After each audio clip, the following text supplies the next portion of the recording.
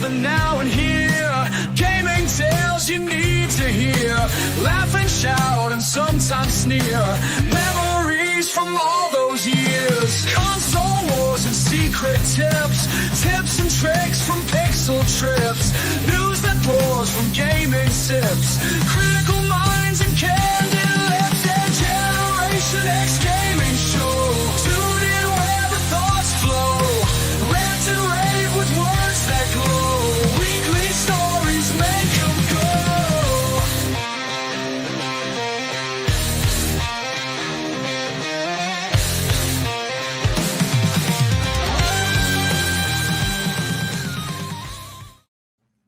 Hello, everybody, and welcome back to another day, another week, another episode of Generation X Gaming, the weekly podcast that goes over a few of the top stories from the past week, and we rant along the way. I'm your host, 30 and Still Gaming, and joining me each and every single week is Sgt Mclusky. What's going on, bro? Not much. Nobody gave a shit about Earth Day this year, I see, huh? What's Earth Day? Exactly. Well, what's Earth Nobody, Day? nobody When's gave a Earth shit. Day? I heard a blurb on the news, and that was it. Nobody else cared. There was no parades. There was nobody doing any kind of special things. Nothing. Just another day. What was that? Well, you know why? It was yesterday. I mean, the only reason I Earth Day when I was younger is because of Captain Planet. I mean, come on, right? I mean, I don't think Captain Planet has anything to do with Earth Day. Was it started because of him, or they just put it? I think it had something to do with. I'm pretty sure Earth Day started in the 70s, and Captain Planet came way after. No, I understand that. I didn't say he started it. I'm saying that they had episodes because of Captain Planet, about cleaning up the planet and stuff. They had literally Earth Day as an episode in Captain Planet. They should actually remake Captain Planet, except this time, whatever power the guy has, they show whatever shit he's got to do negatively the whole time. So the guy that thinks he's like super solar pan, he's got to have all this metal everywhere, littering the ground because he's got to collect the sun. So there's just metal everywhere collecting sun. They have to show the good and the bad of the actual superpowers of the guys. Yeah, you know what? They're probably gonna do a remake. They probably already did it. I just haven't paid attention. I mean, I don't see how they couldn't. If you have 5 heroes that form into one guy, isn't that their the non-binary dream for these special interest groups? Yeah, right. Isn't that that's the supreme dream? Captain Rainbow is what they would go with instead of Captain Planet. Generation X Gaming, a weekly podcast that goes over a few of the top stories in the past week, and we rant along the way. We're live here Thursday nights, 8 p.m. Eastern on 30NSG over on YouTube. You can also watch us live on X right now as well. You can watch the past broadcast over on Spotify or any other place a podcast is downloaded and listened to. On today's show, Sarge, we have a heavy Xbox show because of what Asha Sharma has been doing this week. Very, lots of rumors, lots of factual stuff coming out now. So we're going to go over. Yeah, she's making big moves. Big moves. Yeah. So we're gonna talk about Xbox, lots of Xbox. We're going to talk about Halo a little bit. We're going to talk about Black Flag Resynced. We're going to talk about Helldivers 2. We're going to talk about Tomb Raider. We're going to talk about Nintendo being sued. We're going to talk about Marathon. Nintendo suing or someone suing Nintendo? Well, Nintendo's being sued, but Nintendo's also suing. That's all you have to say. Awesome. Yeah. Awesome. We're going to talk about Marathon. We're going to talk about what was it called? Circana charts is what we're going to talk about. We're going to talk about Bungie and Destiny. If we have time, we'll talk a little bit about Apple, what they're doing, and then we'll talk about just a couple other random stories, and then we'll go over ID at Xbox, everything announced at the 2026 show that happened earlier today. If you guys like the show, like I said, hit that like button, hit the subscribe button. If you'd like to go above and beyond that, become a member as little as $5. All right, Sarge, let's get to what we've been playing.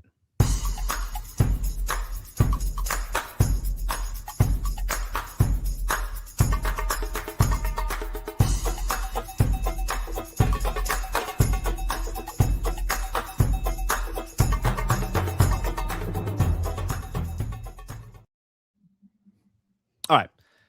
Week down, Sarge. I played a lot of different games this week, actually. What did you play? Anything new? Anything different? Anything you tried? Yeah, I played Vampire Crawler. Oh, did you try it? Did you actually download and play it? I tried it. Like I rather play Vampire Survivors. Like I get what they're doing. It's kind of fun, but at the same time, it's like I don't really care about the whole card ability thing. It's almost like you went so far back in the gaming sphere that Like the way it looks. I don't care about it. Like, you know what I mean? Like it reminds me of a game when I played when I was like 15, or you know what I mean? Like I don't care. You know what I mean? Like nobody saw it before. The kids now that haven't seen a game like that, so they're showing you one like that, and then you're like, oh, this is interesting. This is kind of cool. But meanwhile, I saw that shit, and I'm like, I'm good. Yeah, I'm good. Like Vampire Survivors is a callback to like basically Robotron. Is what. But you like that, and like when they come out with the Warhammer game, you'll probably like that, right? But Robotron is from like the 80s. I understand that. What I'm saying is you don't like the graphics, but you don't like the graphics because it's something you're not interested in. Yeah, but I don't like when Warhammer comes out, abilities. You know what I mean? Card-based abilities for like it's like a dungeon crawl. Like I would rather play Darkest Dungeon. Yeah, no, I see. I mean, I get it. Some games, and that basically that game right there is basically a precursor to what Darkest Dungeon would be. It's the same type of premise. The only difference is you're clicking abilities in Darkest Dungeon, but you can still use the abilities as cards. Yeah. Right.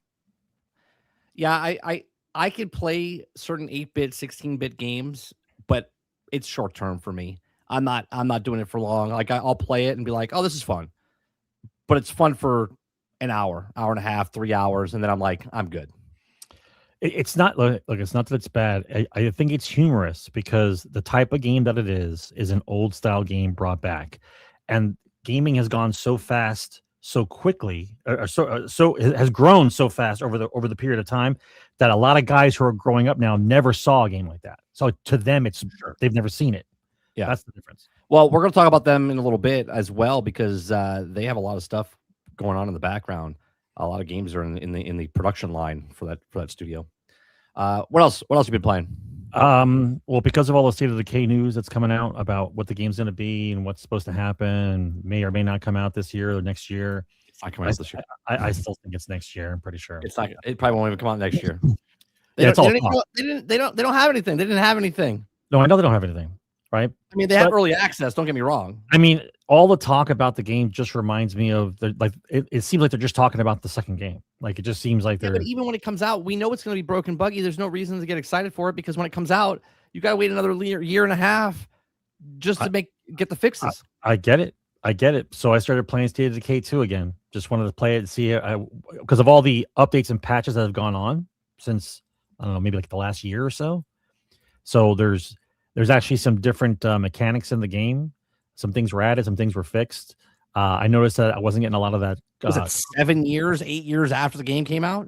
Yeah, but I don't know what I didn't look to see when all the updates happened, but they happened. They're still updating it. Yeah, it's advertised on the game when you load it up. Update 36 or whatever, and they give you the list of things that came out with it. Listen, I just wanted to play a zombie game. I thought about Left 4 Dead. I'm like, so I loaded up State of Decay. It's still good. Much smoother now. The last update 38 is the final one, and that was on October 20 in 2024. That's the last time they updated it. Yep.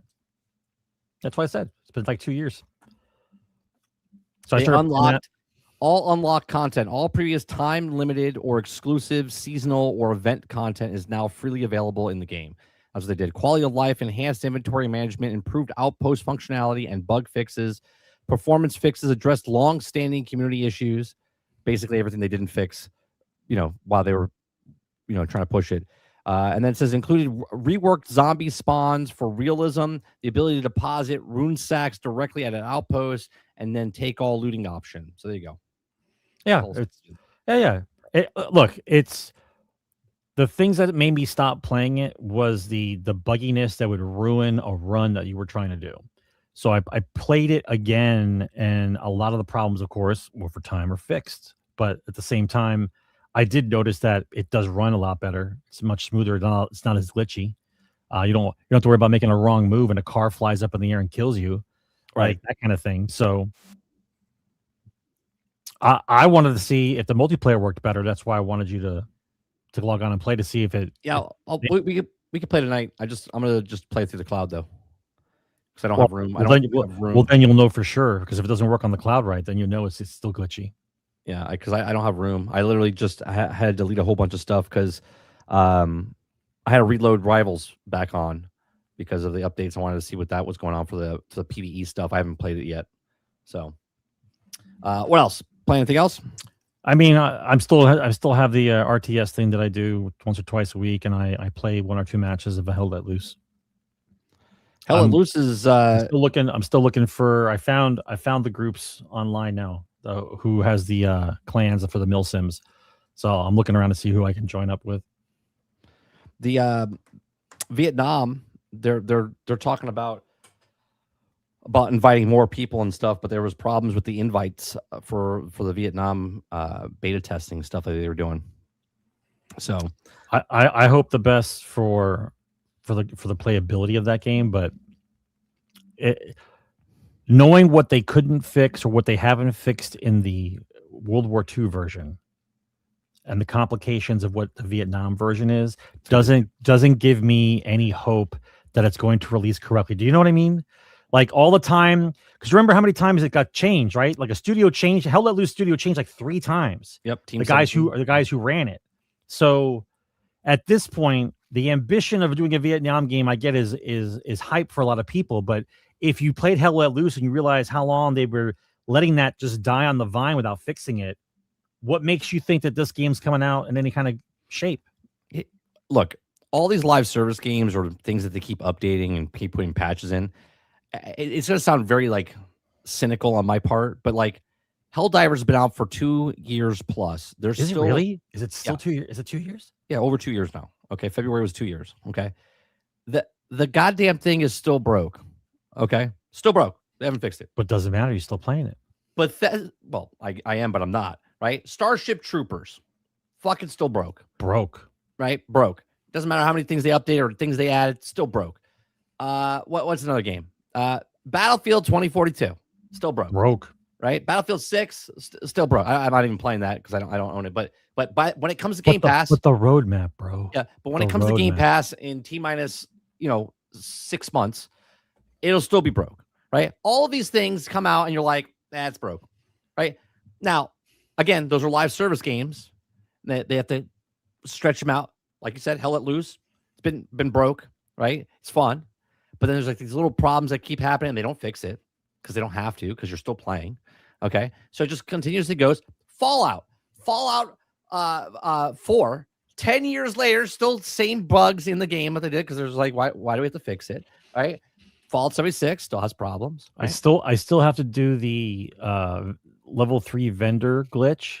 I still have to do it multiple times. I have to have multiple saves because if I recruit the level 3 vendor and I go back to my home settlement, sometimes they don't show up.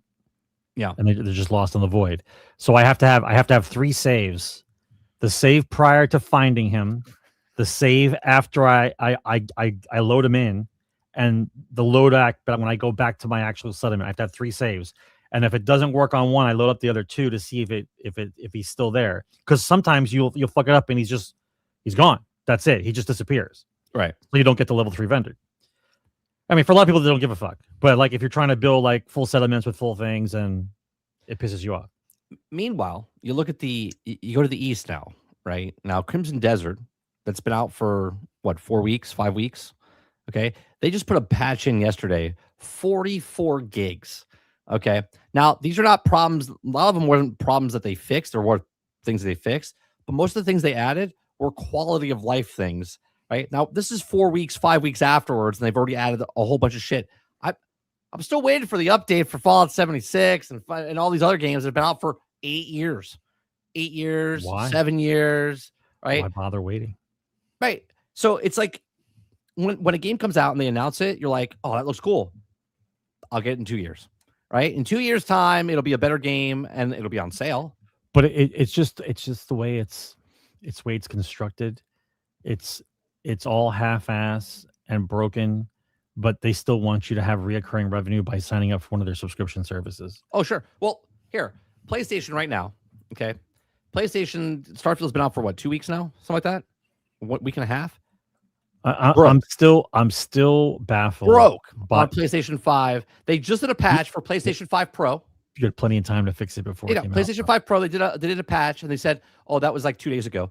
And now they just put the patch in for PlayStation 5. Now I don't have a PlayStation 5. I'm living vicariously through other people that have PlayStation 5s and reading the internet, right? Travis is trying to play it, isn't he? Didn't fix it. The patch that they just didn't fix it, right? So people are logging in going, oh, there's a patch for the fix so I can play the game. They go in. Nope, still crashes. Nope, still crashes, right? It's like, stop buying games. Stop buying games day one, right? And I get it. PlayStation's like, well, it's not day one. It's been out for 2.5 years. No, it's been out 2.5 years on the other platform. On the other platform, not on yours. It's brand new on yours. Stop pre-ordering games. Stop buying day one. All you had to do is wait 5 hours. Game comes out 5 hours later. People would start reporting it's broke, it's buggy, it's not working. You're like, great, I'm not going to get it. Save yourself $60. Save yourself the next 10 hours of your game that's going to get erased or deleted, right? Save yourself the crashes. Save yourself the frustration. Save yourself of going, Sony's not giving me a refund. Bethesda's not giving me a refund. No one's giving you a refund. Stop giving them money. Yeah, stop giving them money. Stop giving them money. Yeah. He's not. I don't think he's untrustworthy, Krebsy. I think that he just has his set mind on what games are supposed to work. This is not a Travis thing. This is a fucking Bethesda thing. Right? Bethesda, yeah. Yeah, Bethesda. The fact, think of the balls on them though to release a game on a new platform and not care about its release. Yeah, broke. Yep. They're like, let's do it again. And remember, they took Halo off the box to put Starfield on. Starfield, yeah. Which, anyway, don't get me started. I want to go into what I've been playing first before I start going down the rabbit hole. Eric Jones says, I haven't had Starfield crash on PlayStation 5 Pro. Well, that's good. So here's the thing that you need to do, right? Here's the cherry on the cake. Everyone stop doing what you're doing. Go take your PlayStation 5, go trade it in, go pay an additional $400 now, because once you trade it in, it's going to be worth absolutely nothing. Then take that money and then put up another $400 on top of that so you can go get a PlayStation 5 Pro, so then you can potentially get Starfield to run on your PlayStation 5 Pro. Yeah. It's a good idea. Isn't a freeze a crash? Isn't that the same thing? A freeze is a crash. I mean, are you trying to be nice? I had it freeze but not crash. What do you do after it freezes? Do you thaw it out or do you have to reset? That's a crash. What are you talking about? Yeah, it's just a type of crash. It's a crash, right? Falling through the floor is a crash. A freeze is a crash. Hard crash to dashboard's a crash. Hard crash to DOS prompt was the most horrible one ever. Those were bad days. Yeah, right? Bad days. On PC, when you're playing your game, but you would hear a buzz noise, a cricket, something, and then it would just go DOS prompt. Like, wow. I don't know. If not even back to Windows. DOS prompt. That's the hardest crash you can get. I tried to play earlier Marvel Rivals, right? I downloaded it again, loaded it up. I wanted to go play the PvE. Pick my character, start the match. I shoot like 5 zombies, crash the dashboard. I went, okay. So I load the game up again. It kicks me right back into the game that I was in. I get back in. I'm the Punisher. I shoot a guy, back out the dashboard. I'm like, awesome. Interesting. Awesome. So now I have to delete it, reinstall it, and see if it's something, right? But there you go. Another game that was on my system. I deleted it because I needed to make room, re-downloaded it, and now it's crashing. I'd never had an issue before, but now I do. Maybe Rivals has eaten up all the cache size on your RAM, and so now it needs to reboot completely to start over, so it doesn't consume all your RAM. I remember some games like that. I remember some games used to load up on your PC for some reason, would just be RAM hogs, right? And if let's say you only had 64 gigs of RAM, right? And for some reason, when the game boots up, it wants like 128 just to boot, but then it goes back down, but you don't have it. That's so sometimes, right, it wouldn't be optimized. So sometimes it would try to load, lock up. Xbox, Jason, Xbox. Yeah. I hated that shit, man. That's why we were always looking for the best prices on RAM. It was like, we know what's going on. We know the damn games is a RAM hog. All the games are RAM hogs. Yeah. Right. Then that's when they started. Remember, that's when they started doing them, and they started selling RAM in banks, right? So you couldn't just plug in one; you got to plug in both banks. So you had to buy Right. double the RAM. And, Well, and they had to be the same, make the right? problem. You had to put you have to put Sell the solution. Yeah, you had to put 264 chips. You couldn't put a 64 and something else. All that shit happened all around the same time. So we were buying like twice as much RAM. Yep. Make sure the board had at least 4, if not 6 slots, or the extra slot on the video card. You'd load up that one too. So I've been playing Winrose. I like Winrose a lot. It's a good. This game's in early access and it's in better shape than most games in full release. Right? There's bugs and glitches and stuff that they have to fix. Obviously, there's saving grace. It's early access, right? But overall, it's a very well made game. 15 people working on the game. It's a solid survival game. It doesn't do anything different, right? It does basically everything Valheim did. It does basically every other survival game what they do. But does it do it well? It does. It does everything well. The combat could be a little bit better. The only thing, my major issue with this, and they'll probably adjust it, you get capped at the boss, right? So, for instance, it's a wide open world. You can go wherever you want in the boat. Okay, I can go up to, there's the first zone, there's a second zone, and then there's a third zone. Meaning, first, second, third zone as far as like resources. So, like, I can only get copper in the first zone. If I want to get iron, it's in the second zone. Right, the second type of islands, where it's like a desert type of biome meets tropical, whatever. Yeah, this right? sounds like this sounds like the same premise from the Dune game. A little bit, but when I go there, I can mine the iron. Right, I can grab the tier 2 type of stuff, but when I bring it back to my base, I can't make weapons with the iron because I don't know the recipe yet. And the only way the only way I do learn it is by beating the boss in the first zone. Okay. Okay. What I don't like about that is there's a couple of ways that you can, because it's like being gear checked. Sure, but in an open world game, I could go away like in Crimson Desert, right? And I can level up Elden Ring. I could go find a weapon, and then I can come back and fight the boss, and maybe make it a little bit easier for myself, right? I could brute force it if I wanted to. I could go find a weapon, get graded up, and then go in. This, you're at the level and you can't get above that level, and you can't get the stuff to make better gear until you beat him. Well, you're a different type of gamer, though. I think it's done that way, basically to not to put like a box over somebody, but it's almost like a bunch of velvet ropes, right? Like you can't cross the red velvet rope yet until you're allowed in. Well, and then so defeating the boss is how you're allowed in. But you're learning the low level stuff prior to defeating that boss. That's what they're trying to do. The problem I think it's a nice gatekeep. It's not like a. If they want to do that though, then they shouldn't let me go find the iron, find the tier 2 stuff, and go, oh look at all this stuff, right? Because I can't use it. I can't even go put it in. It doesn't show up. It's like it doesn't exist. That's just like if you went into a different zone and there's no number on the creature, but the creature kicks your ass and went with one shot, and you have no idea what you did wrong. It's the same type of stuff. It's like an invisible barrier. It's an open world, but there's velvet ropes. You're not allowed there yet. Well, and then on top of that, you're not allowed there. There's the gear. Like there's gear numbers on the gear, so you can go 1 through 5. So if I'm level 5 and I'm using a level 1, okay, it doesn't change if I'm using a level. If I'm level 1 and use a level 1, or if I'm level 5 and using a level 1, that level 1 weapon is level 1, right? So you have to use a level 5 weapon. So you have to level up your weapons to 5. It doesn't matter what your level is, right? That's for talent points and stuff like that. Really, you just want to level up the weapon. So if a enemy is 2, you want to have at least 2. Otherwise, you're going to like nickel and dime. You're not doing full damage. Right. So there's little things like that. And then you really want to get like the blue weapons, because the blue weapons have a trait on the weapon. Like I have a rapier, and the rapier has got bleed damage on it. It's like a 25% bleed damage. So it's huge, right? And then you start building that up as you go. The ship combat in the game, fun.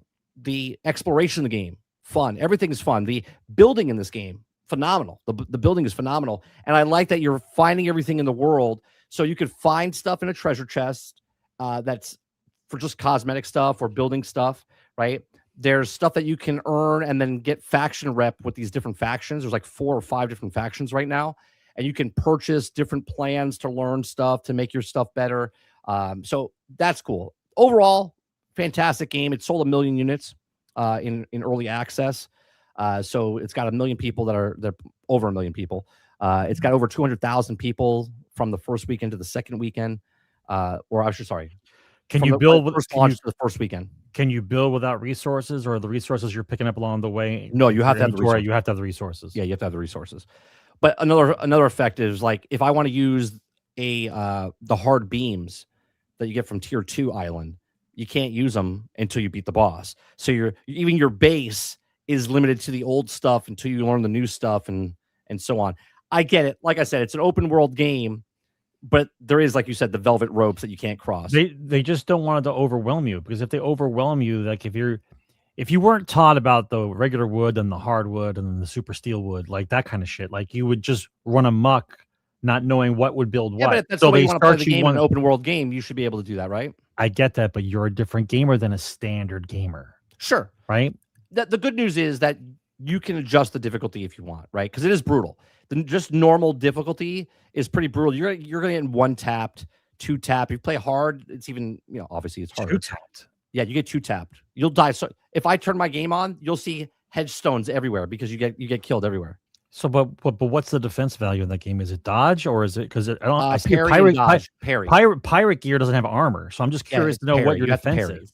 Yeah, you have to time the parry to do it. So it's a time defense, not an actual stat defense. You can step back or step to the side, or you could parry. Okay. So you want to stab, parry, dodge. So does the stab, parry stab. does the parry does the ability points that go to parry make you parry bigger attacks, or is a parry can only defend against certain attacks? I don't even think there's a skill for pairing. I think the ones that you have vitality. And Aku told me this. There's a hard cap or a soft cap. If you go 20 levels on your skill points, don't put any more points into it after 20 because you're not getting the full. It's diminishing returns after 20. The only thing that doesn't get diminishing returns is your health. So if you put your stat points towards vitality, then you're obviously the health keeps going up and you get the full with the skill point you're putting in. But if you hit 20 on strength, piercing, anything else, it's diminishing returns after 20. I'm not there yet. I only have 12 points. Overall, though, can you respec your points? Yeah, you can respec your points. Yeah, so that's that game. I started playing Albion Online. Now, Albion Online is a game I played way back when. That's not based off of Fable. No, it's a MMO. It's a fully. But Albion was the world. In Fable. It's just a fantasy name, Albion Online. Okay. It's been out for like 10, 12 years now, right? It's an MMO. It's a fully economy made by the players. Okay, you could play the way you want to play. If you want to be in a faction, you go in the faction, you take land, take over, and stuff like that. Sort of like what New World was doing. This is before that, though. They've done a really good job transforming this over to Xbox with the controller. Like it's really nice on the controller as far as farming and is that one of those? Is that one of those titles that's going to come to Game Pass, or then you try to restructure some? Yeah, it's on Game Pass. It's on Xbox now. It's free. So I mean, obviously, there's microtransactions and cosmetics and stuff like that you can do stuff. But the entire game is made by player economy. So like all the stuff, all the mats that you get on the researches or the weapons or the armor is made by the people in the game by getting stuff. That's old school. That's like Star Wars Galaxies. Yeah. It's a fantastic MMO. I backed them back on Kickstarter way back when. Because they were doing crossplay. You could play it on the iPhone or you could play it on the tablet, you could play it on the PC, and now it's finally coming to console. So I don't think it's on PlayStation. I know it's on Xbox. So I played that for about 2.5 hours. I played that. So that's a fun game. And then that Crimson Desert, I played a lot of Crimson Desert. Huge updates for that. They've now organized. You guys made fun of me. A lot of quality of life. Yeah, you made fun of me because I'm a hoarder, but they literally said, "Hey, 30 NSG is still playing the game, so we're gonna go towards him." They gave us 1,000 spots now, not only in one chest, but like multiple chests. You could have 1,000, and they separated the chests. Before it was It was 240 slots, and that was it. Right? And Isn't that enough? no. Now there's just 1,000 for the wardrobe. Okay, and then there's 1,000 for the ingredients, and then there's 1,000. Do items not stack? Do the items inside the chest don't stack? Yeah, they do stack. Yeah, but I'm saying, does it stack to a weapons don't stack? Number? The mats and stuff stack. Okay, it just seems weird why you have to put a big hamper on something like that when you know damn well they're going to hoard. They put new pets in. They're going to be adding new like a boss mode. They're going to be redoing the world where you can replay the things. Yeah, but they did give it to you, Krebs. You weren't overloaded that quick, were you? Were you hoarding that fast? I like how Krebs was like, they should have given that a month ago. They did. They literally had no storage before 2 days after the game came out. They gave us 240 storage. Like you're making it sound like they didn't give anything, right? They gave us 240, and just 3 weeks later, now they gave us 1,000 plus 1,000 plus 1,000. Yeah, but you're not. But you're not helping these people who hoard. You're just giving them more reasons to hoard. You're definitely going into my. You're just giving them more reasons to hoard. Yeah, we didn't have to wait a year and a half for better storage. We waited 2 days after launch to get 240. Like stats. I think maybe because the guys from the East didn't think that the West guys were such big hoarders. No, they were already working on it before it even launched, because people that were testing it were like, "There's no storage." Like it was just everything's in your backpack. Everything's in your backpack. And there's no weight encumbrance from you walking around with 2,000 things. So we're on that level. I got you. I'm just want to make sure. Carrying everything on you. You got listen. 5 hammers. Why? Every time we have this argument, you can't take the shield off. You can't take the shield off. But every time you can hold a million things on you, but you can't remove the shield off your back. But this is what I'm saying. If your argument is it's a video game, yep, then I don't need to have multiple containers all over the house to have stuff in it. I could just have one container that holds everything.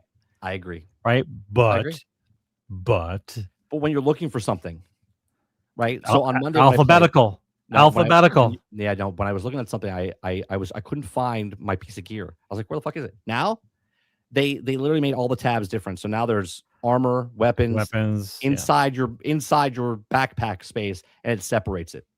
As it should. If you're making my backpack hold 1,000 items, I'm hoping you put some kind of fucking system in there. So 1,000. So someone figured out there's over 1,000 outfits in the game, right? Not 1,000 outfits that you could wear, but because of the NPCs and stuff like that you can get, and then like you can pick up and then sell. Oh no, you need to have a tab that shows all 1,000 outfits and a check mark every time you find one. Now that's what you have to do. Now, I don't know about a checklist, but now you can basically keep all the ones that you find and put them into storage in your wardrobe. No, but you need a checklist that tells you how many left you got to find. Like people love collecting shit, man. It doesn't matter how mundane or stupid it is; they just like to collect it. If there's 1,000 outfits, you should give me a list with 1,000 outfits on it, and let me know how many I got to go. So in Winrose, they actually do something where if you go to a vendor and you buy something, it says you have 1 of whatever or 10 of. So when you go back, you're like, do I have one of these? So you don't have to keep going back and forth. It shows at the vendor when you're buying something, it says that you have 1. Crimson Desert just added that as well. So it's letting you know in case your hoarding's out of control that you don't remember. You don't have to buy this. You have it already. Yeah. So Crimson Desert just did the same thing, like having a 1-800 number inside of a video game. It's nice. So now when you go to a vendor in Crimson Desert, it literally shows you what their stock is. So they'll say they have 10, and they'll say how many you have on you. If you needed more, if you have 0, you're like, oh, I need that, and you can buy it. It's a much better system. There's a bunch of different stuff. So that's what I've been playing. I've been playing those Winrose and Crimson Desert a lot. So all right, that's what we've been playing. Let's get to the top stories from the past week.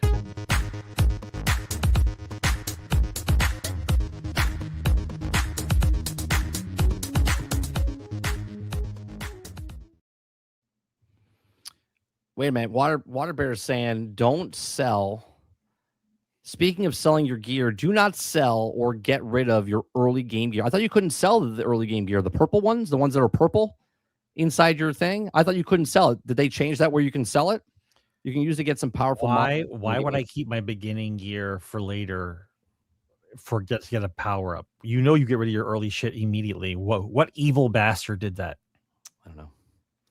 Who do you think's holding on to their starting gear? Come on, Water. Be sensible. You're going to restart the game now because you're going to restart the game? I hold on to everything. everything.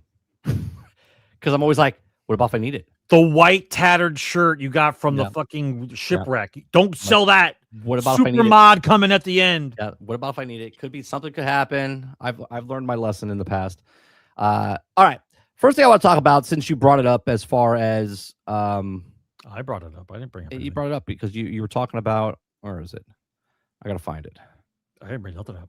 You did. You brought it up. I gotta find the. What the hell is it? It's the people that made just one question. Vampire Survivor. Oh, here it is. I was on it. I just didn't scroll up. So the guys that made Vampire Survivor, right? Ponicle is expanding, but wants to retain its indie spirit. Now it says, if you can have a beautiful machine, that's what I want to see. The dev of Xbox Game Pass hit working on 15 projects and opened 2 new studios. That already sounds like it's too ambitious. There's no reason to be working on 15 projects at the same time. There really isn't. Same Krebsy. I still have my armor from that. The first line of that article and the third line are completely against each other. You want to remain small and whatever, but you want to do 15 projects and open up 2 new studios. Like, bro, just make one game at a time. Let's see if it comes out right. Well, it says Microsoft Xbox Game Pass library chock full of variety of high quality indie games to enjoy, with also the service most famous offerings being 2022's action roguelike Vampire Survivors. Now created Vampire by Survivors came out in 2022. Yeah. My God, the clock is moving fast. Created by a solo developer, Luca, as quickly became a gargantuan hit soon after, saw immense success on Game Pass, and is now available across Xbox Series X, S, Xbox One, Xbox Ally, Windows PC, Mac, PlayStation 5, PlayStation 4, Nintendo Switch, MetaQuest, iOS, and Android. That's a good game right there. All right. So what began as one-man project has grown into a much larger operations, okay? The indie studio having to hire more staff following Vampire Survivor's performance, and recently releasing a deck builder spin-off called Vampire Crawlers. During last week's London Game Festival, the game business was able to meet with them, and the chief strategy officer, and said during the interview, he revealed that the studio is working on 15 new projects, including VS, Vampire Survivor, DLC, free updates, our polished games, etc., and clarified it's not making 15 new games. Okay, specifically, fans can look forward to spin-offs in Vampire Survivor like Vampire Crawlers. Is also using the IP to experiment with new games, 2 brand new properties, and other Survivor games, such as the base off of the franchises. For example, later this year, we got Warhammer 40,000 Bolt Gun is releasing in Warhammer Survivors, an action roguelike build, the Vampire Survivor engine, and features characters and enemies from Warhammer 40K. It says we've also acknowledged the IP will also make the game ourselves, but it's a lot of times we don't. And if you have the IP, for example, of Warhammer 40K, which has decades of story or lore, we don't want to risk disappointing the fans. So we made the engine called Vampire Survivor Engine, which also is a template that with all Vampire Survivor juice inside, and we can also give it to people that are considering the IP guardians. So there you go. Like if you want to take it, Transformers, and you want they have it. They're like, here you go. Here's the template. Go make a Transformers Survivor. Go draw the figures that you're going to draw. I get it. Yeah. Make it nice. Listen, like I said, I tried this crawler thing. It's okay. Like I understand why people like it, but been there, done that. Like I get it. It's fun. It says even with all the expansions, though, he wants to avoid becoming a AA or AAA developer and structuring itself to maintain the studio's independent. Sure, he does. I want you to bookmark this article hardcore, bro. Well, they're all bookmarked. I want you to bookmark this article hardcore because anybody who says that hasn't gotten the sweet, sweet taste of the money. Right? That's what it is. It says, I don't want to become a big. I don't want any corpos in my office. Like, yeah, okay, sure you don't. Until someone knocks on your door. Hey, buddy. Saw you were making another Vampire Survivor game. You know, my friends and I were thinking that if you just came over to us, we could help you out. Like that's how it starts. Hang out, man. It says we're not talking about gigantic remote studios. We're thinking about like a federation of studios. Our idea is to have little teams of people, 5, 10, 15, working on different projects. The structure will be, we will have a designer, a bunch of producers, and a little team that's agile and flexible. That is how we also think to maintain the spirit, because what the indie spirit is mainly freedom and taking risks with ideas. They just described if they were doing like an Olympics twister match, like small teams that are small and agile, they could do a bunch of stuff. Like, no, bro, we need some people that know how to make a game, man.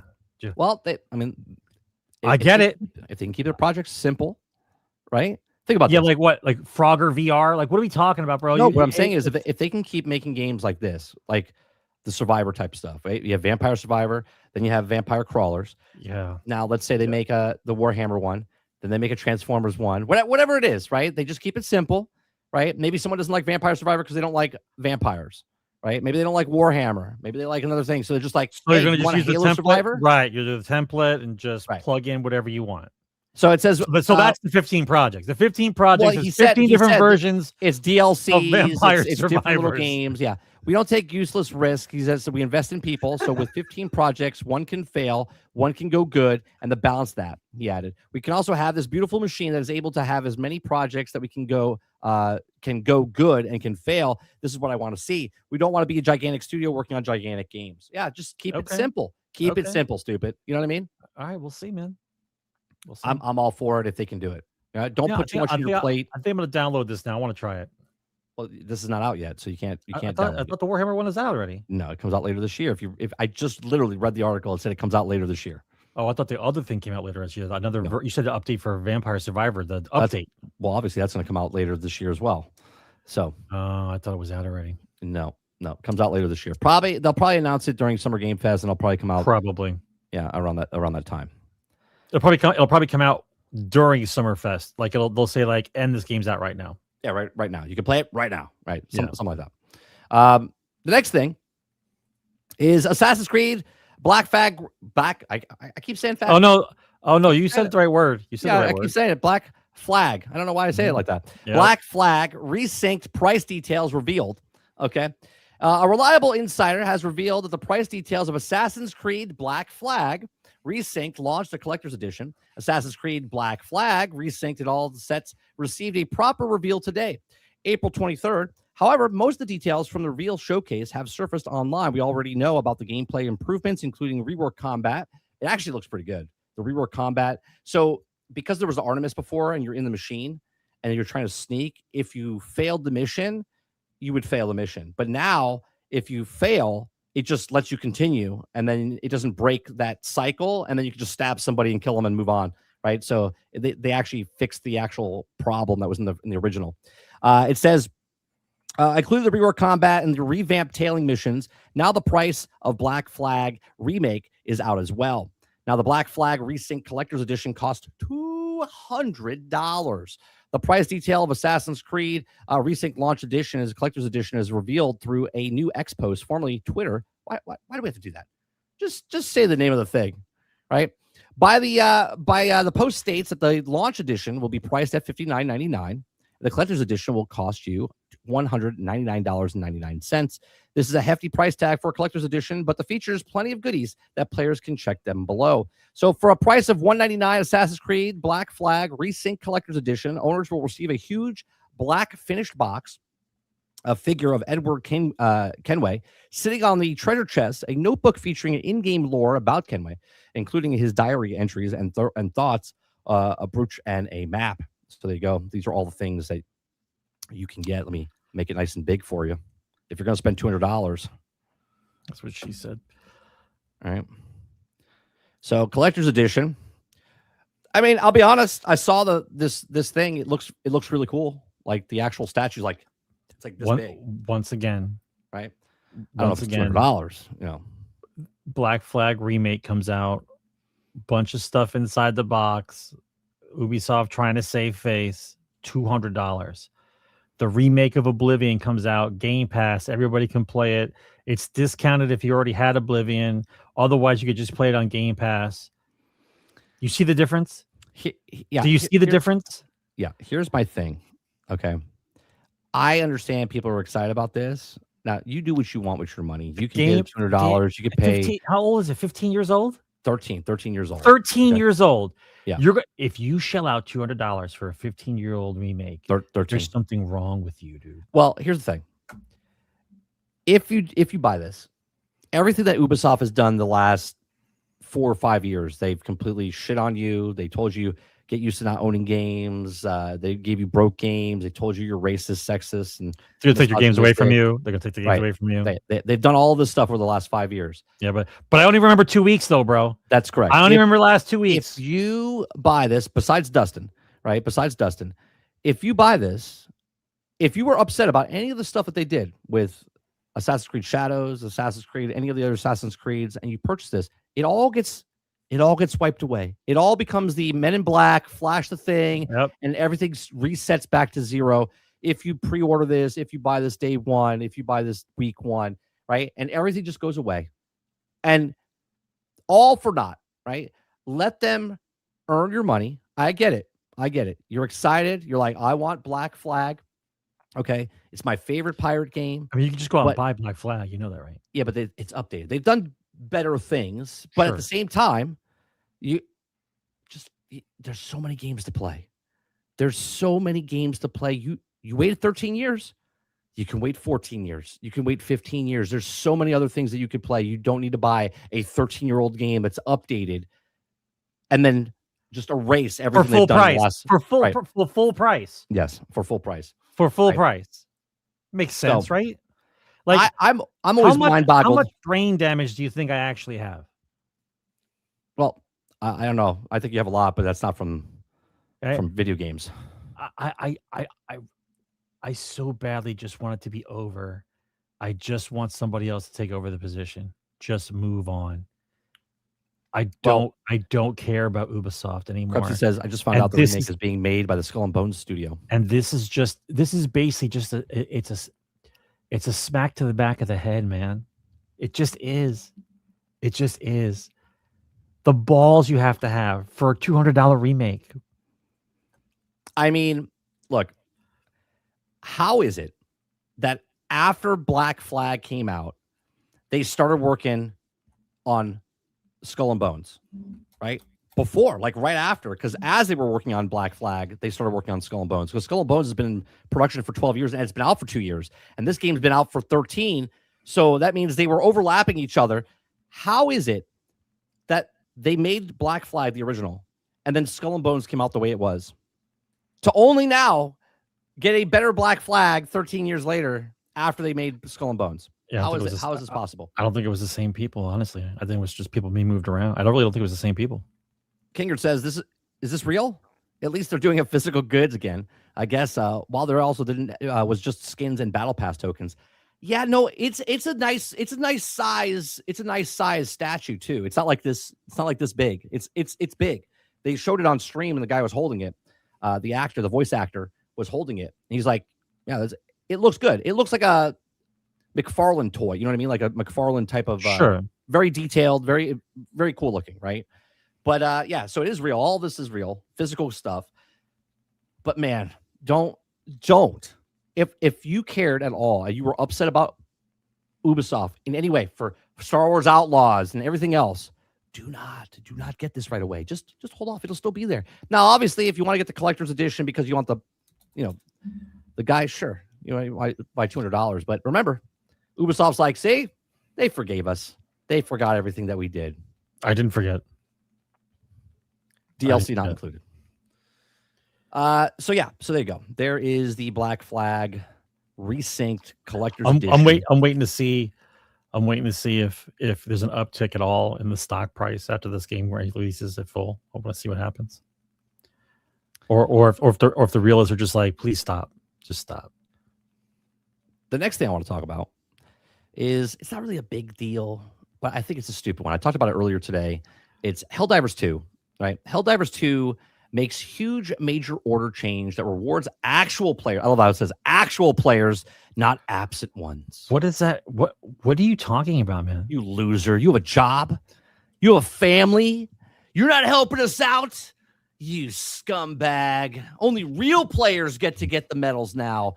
Not the people with if I don't go jobs. for a week, the Friday order comes in and I'm not there, I don't get the medals now. Is that what it is? What's happening now is Arrowhead's decided that instead of fixing the game, instead of making the game better, they're going to police attendance. They're going to start policing attendance. That's right. They're checking you and going, Sarge, here. All right. Yeah, he gets his medals. He gets his medals. Yep. Kingard, Kingard, you're here. All right, Kingard's here.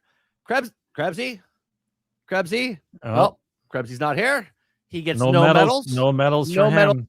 Krebsy, you're a loser because you have a job and family, and you can't come and partake, so you get nothing. Right? Like, the fuck are we doing? Right? I think this is a stupid move. Right? I think this is a stupid move because the people that are playing the game, if they don't play for 2 weeks or 3 weeks and they come back, it respects the player's time. They're like, hey, I bought your game. I couldn't get into the last battle, but thank you very much for giving me 100 medals or 150 medals.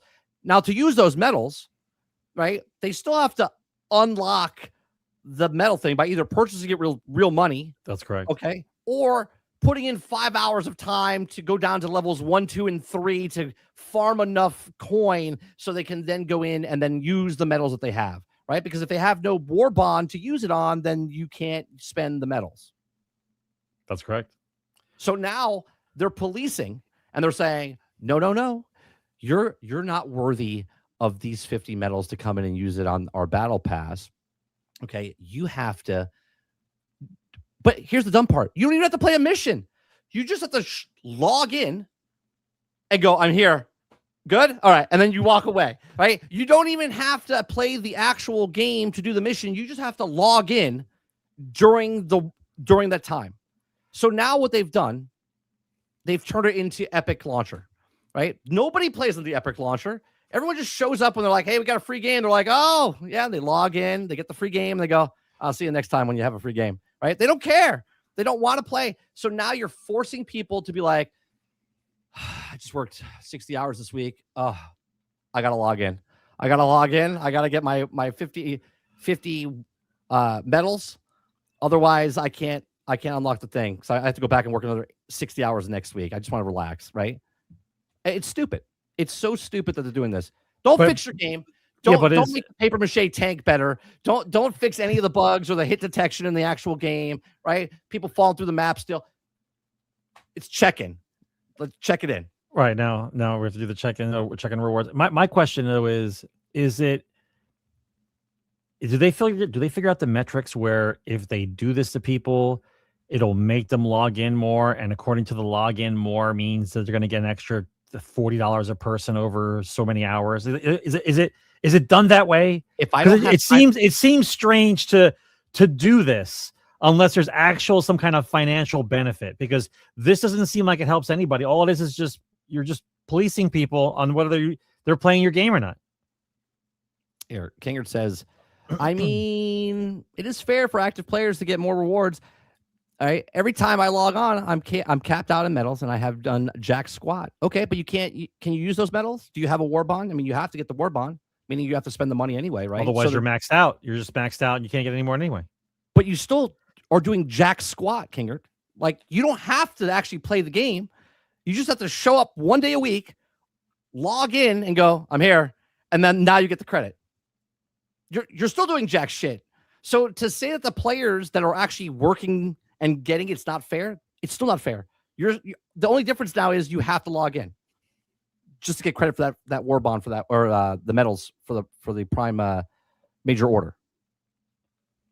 Nothing changes except for you have to check in now if you want the medals. I mean, it's not really a big deal. I could just go farm. I mean, honestly, you know what I mean? Like, I don't understand the line that they try to make between wanting someone to play the game and then wanting someone to play the game long enough to where they would actually purchase something. You know what I mean? I think their recurring revenue drops off, and they have to find new and inventive ways to keep people, because I can guarantee you it's an algorithm based on player time, right? Equals dollars harvested. Sure. The more you're there, the more likely you're to spend. So if the person's average hourly gameplay time is down for the month, they have to find a way to get the gameplay up average so they can but this is not harvest that money. But that's what it is. To them, it's a spreadsheet. It's not make something cool. If they want me to be inside the game, they're telling you have to log in. But all you're not going to get medals. Yeah, is that concurrent number to go up, right? Even though the concurrent people, that uptick of people, let's say there's 100,000 people playing. Let's say this makes 200,000 more people come in just to log in, and then they're like, We had 300,000 people concur on Right, the that list. they showed up, right? Because they have to. But even right. though 200,000 people are still not playing the game because they don't have the time to play the game, now they have to check in, go, I'm here, and then log out. Yeah, but if you're checking in and leaving, you're not spending the medals anyway. You're losing them anyway because you're full. Your medals. Okay, I'll tell it to you this way. I would agree with this move if there was no medal cap. If there was no medal cap, and I was constantly getting them, 100%, you'd have to log in to get the medals. 250 is the max, right? But I'm locked up anyway. At 250, I don't get any more. So if I don't come in for a couple of months because I'm busy doing other shit, I'm not getting anything anyway. Right? But now, what's the difference? So now, 5 weeks later, let's say you have time to play. Now you come back and you're like, oh, well, I don't have any medals now. But now I got to put the time in to do the stuff. And you're like, I don't have that much time. So now you're nickel and diming, right? But you showed up. So at the end of the week, you're still getting the 50 as long as you logged in. I don't know. I think it's stupid. I think it's a stupid change. This does absolutely nothing for the player. This is just spreadsheet stuff, man. That's all this is a spreadsheet. Absolutely nothing for the player. It's a spreadsheet move. That's all that is. Like, how about fix the tank? It's how like, about you know fix what it's the like? tank? You know, it's like, remember when you're like in PE in school and the teacher ends up all the way at the end and it's like, you gotta touch my hand, right? And you're like running through the thing. You ran past them. You're like, you didn't touch my hand, right? You ran past them. You have to come over and just touch their hand. What game is this? This is when you run at the end. It just so it counts as the thing. They don't. You never had that you when you were a kid? PE teacher? Like a PE teacher's like, come on, Race, hit the hand. You didn't touch the hand, but I passed the line. No, you had to touch the hand, right? That's what this is. You had to touch the hand. That sounds sadistic. My PE teacher never did that. But that's what it is. It is sadistic. My PE teacher would be like, what are you doing? Run laps. I don't what kind of gay thing are you doing there? Run laps. Graham, run laps. Kinger says, I don't know any other game that lets access every pass indefinitely and gives you unlocked points even when you don't play. I think it's still above market standard for generosity. That's true. Yeah, but it's not doing anything. You're not doing anything. You're not giving the people that are playing the game any other benefits because they're playing the game anyway. The only difference that this thing is doing is you have to it's just a check-in.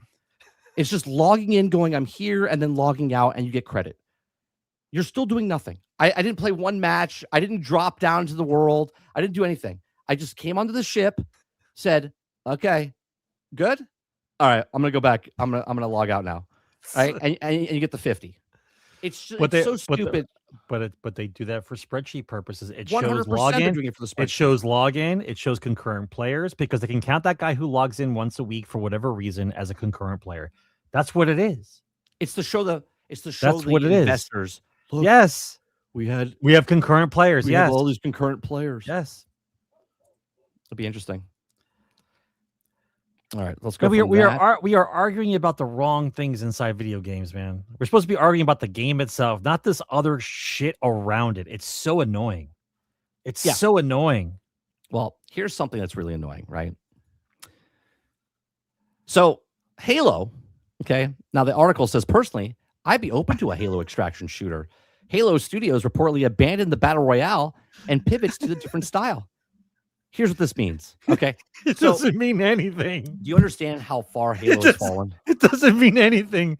They got a whole studio working on Halo named after Halo Studios and not making anything Halo. I don't understand. So what is the conversation about, man? So they took Halo and they said, we're going to make Halo and we're going to make it an open world game. And then while they were making the open world Halo game, they said, we're not making an open world Halo game anymore. We're making a live service Halo game. And then while they were making the live service Halo game, they said, no, we're just making a regular Halo game. And they said, we're going to make it a battle royale instead. And then they decided to not do the battle royale. And now they're doing the extraction. They've been trend chasing the entire time. They went from single player Halo game to open world Halo game to live service Halo game to battle royale Halo game to extraction Halo game by all changing the studio's name to Halo so they can make Halo. Halo Studios making Halo game, and yet nothing is a Halo game. They're all just trend chasing. They're like, what's the next thing? Battle royale? I swear to God, they are going to make a Halo Vampire Survivor is what they're going to do. right? Because they got to, because nothing else is going to work for them. Somebody else is going to make the Halo Vampire Survivor. It's not going to be the guys from the Halo Studios. Speaking of Helldivers, why don't you just make a Helldivers ODST? You mean Halo? You mean you want Halo to make Helldivers? Yeah, but that's what ODST actually is. I know. So why would they have made it already? Well, first of all, Halo would have you check in every day to play at least one match, and if you did 2 matches, then it would move over to the next day, and we get a bonus thing of 2 times the experience, and then you would get 3 days, and you get 4 times the experience, and you get a cool helmet with a little fucking thing on top of the helmet, and it'd be awesome. That's what Halo would do if they made Helldivers. I thought that Halo Infinite was decent, except that they stopped trying. You know what I mean? Like, it was whatever was done at the time. They released it, and then they just stopped trying. They didn't care after that. That's the problem I had. Like, if you have a bunch of developers who are tired of working on Halo, I 100% get it. If you have a bunch of new guys that didn't want to do Halo, but they got pulled into it because after the studio separated, they said, we're going to make Halo stuff, and like your heart's not in it, and you don't want to make Halo, I 100% get it. But stop dragging this corpse around, right, and not doing anything with it and claiming you guys are doing shit. You aren't doing dick. There's no momentum for Halo. There's no talk about Halo. There's no interesting stories about Halo. You guys are just trying to, whatever thing that comes along that has the Halo name on it, you want to try to insert it into as a product. Like, no one cares. I don't know what you're trying to do. And the things that you can do that would be easy to do, to pivot and to actually make something, you don't do. So what's your purpose? Well, their purpose is to change 343 Industries into Halo Studios, so it seems like they're more involved now, right? It says they in Slipspace Engine, which is now no longer it uses, it says the mode will also feature maps based on the classic Blood Gulch Valhalla, with players dropping in via the drop pods. However, the project was ultimately dropped as the Battle Royale wasn't working and the space became increasingly oversaturated. Reps also stated, while there's also some elements worked well, the overall concept did not fully land with developers. Development was paused in 2022 before the project was involved into Project Eaker and moved over to the Unreal Engine, something that Halo already transitioning towards with the efforts of Project Foundry and the Halo campaign involved. Project Eaker, also according to Rebs, was a PvE extraction shooter, which the last confirmed development status dating back to 2023. Its current status remains unclear, with conflicting reports. Some suggest that Eaker is now a solo Halo multiplayer project, while others believe it has been folded into the next mainline Halo title, which also assumed to be Halo 7. Read the sentence. No, go back. Read the sentence. Some suggest Eaker is now a solo Halo multiplayer. How could it be solo and multiplayer? It's either solo or it's multiplayer. I think they're saying it's a solo Halo, and then I think. Okay, go ahead. I think what they're trying to say. Yeah, go ahead. Some suggest that Eaker, whatever the Eaker is, according to Rebs, was a PvE extraction shooter. So they're saying they're making it a solo Halo multiplayer project. I don't know. I'm assuming they're talking about the studio making it like a Halo game. The studio's doing a solo project. They're trying to make a Halo game. Like a solo project. Not a solo game, a solo project of Halo multiplayer project is what I think they're trying to say. Okay. Right? I don't know. Listen, man, it just sounds weird. It says that all reports cover for now, but it does raise some interesting possibilities. Personally, I'd be open to a Halo extraction shooter, especially if, like Arc Raiders, it leans more toward the social side of the experience. That said, I'd love to hear your thoughts. Yeah, look, I want a Halo game. But listen, like the studio with the same name ain't working on anything right now, bro. You have to wait for them. They're very serious about it. A matter of fact, do you think after all this time, after they made the studio, that they would at least talk about what they're working on, like what you think about, or is it them still just chasing trends? It sounds like they're just chasing trends. And while they're working on it, they're changing as they're going. They're like, oh, we're doing Battle Royale. No, we're not doing Battle Royale. We're doing Extraction now. Oh, no, Extraction. Marathon's not doing very good. No, we're not doing Extraction anymore. Now we're doing Hero Shooter. Right? It sounds like they don't know what they're doing. But it's all good, Sarge.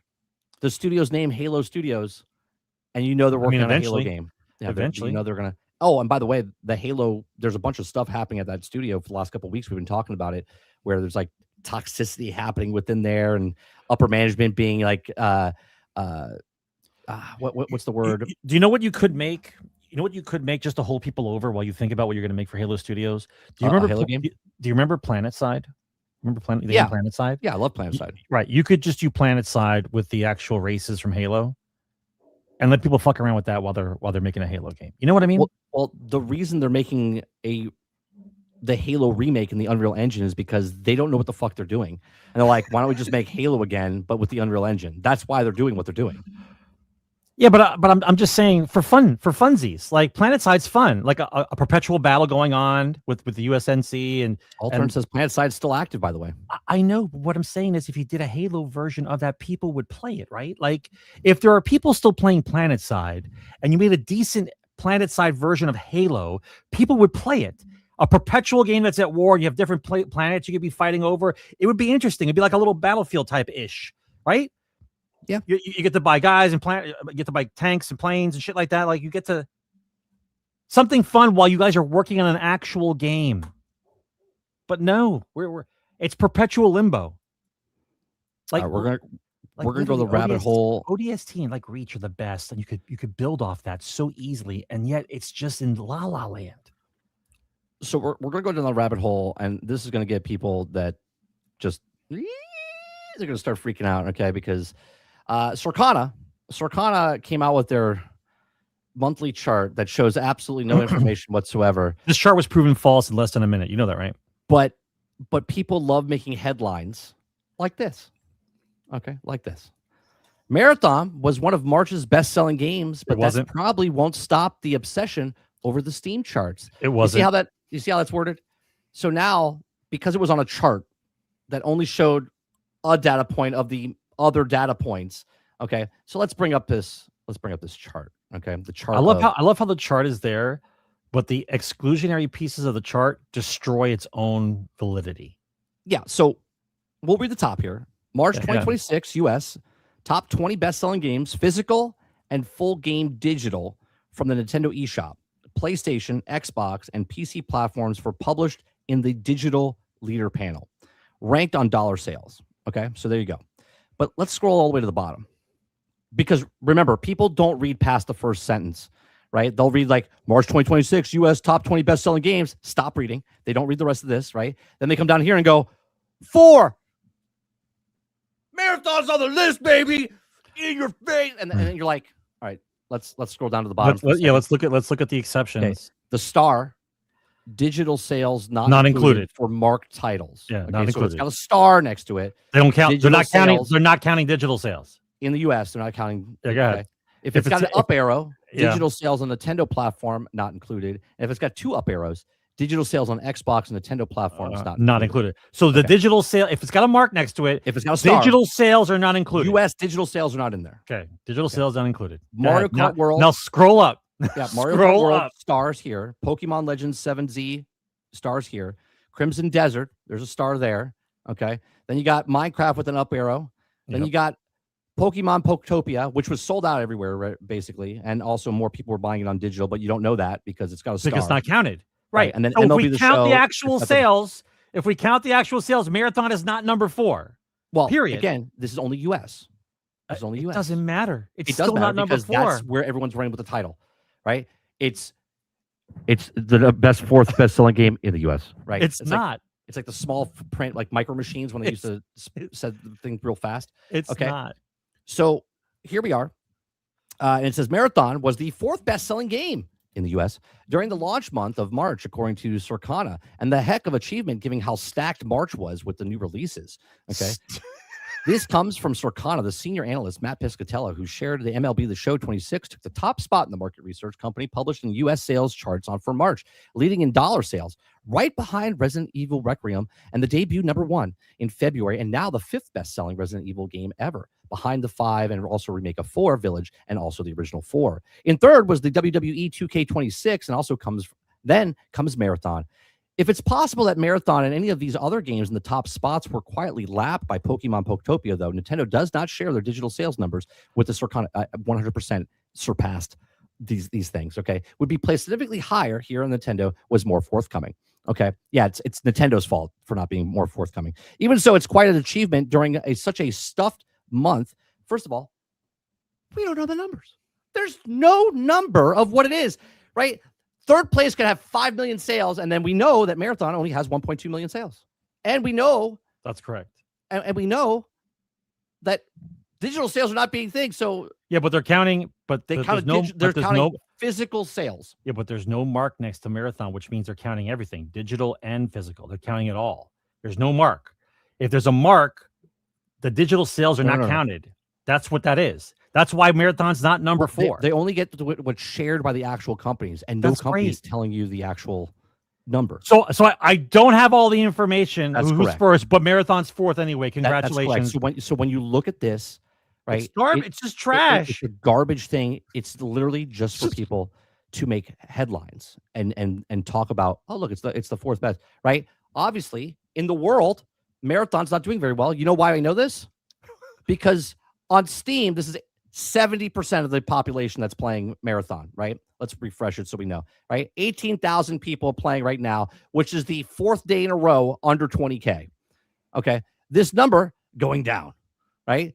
So to show me this and tell me it's the 4th best-selling game in March at a $40 price tag by you. It's just blowing smoke up your ass. Right. It's blowing smoke up everyone's ass, right? It's only for people to be like, shove it, chuds. Look, it's number 4 on the list. Okay.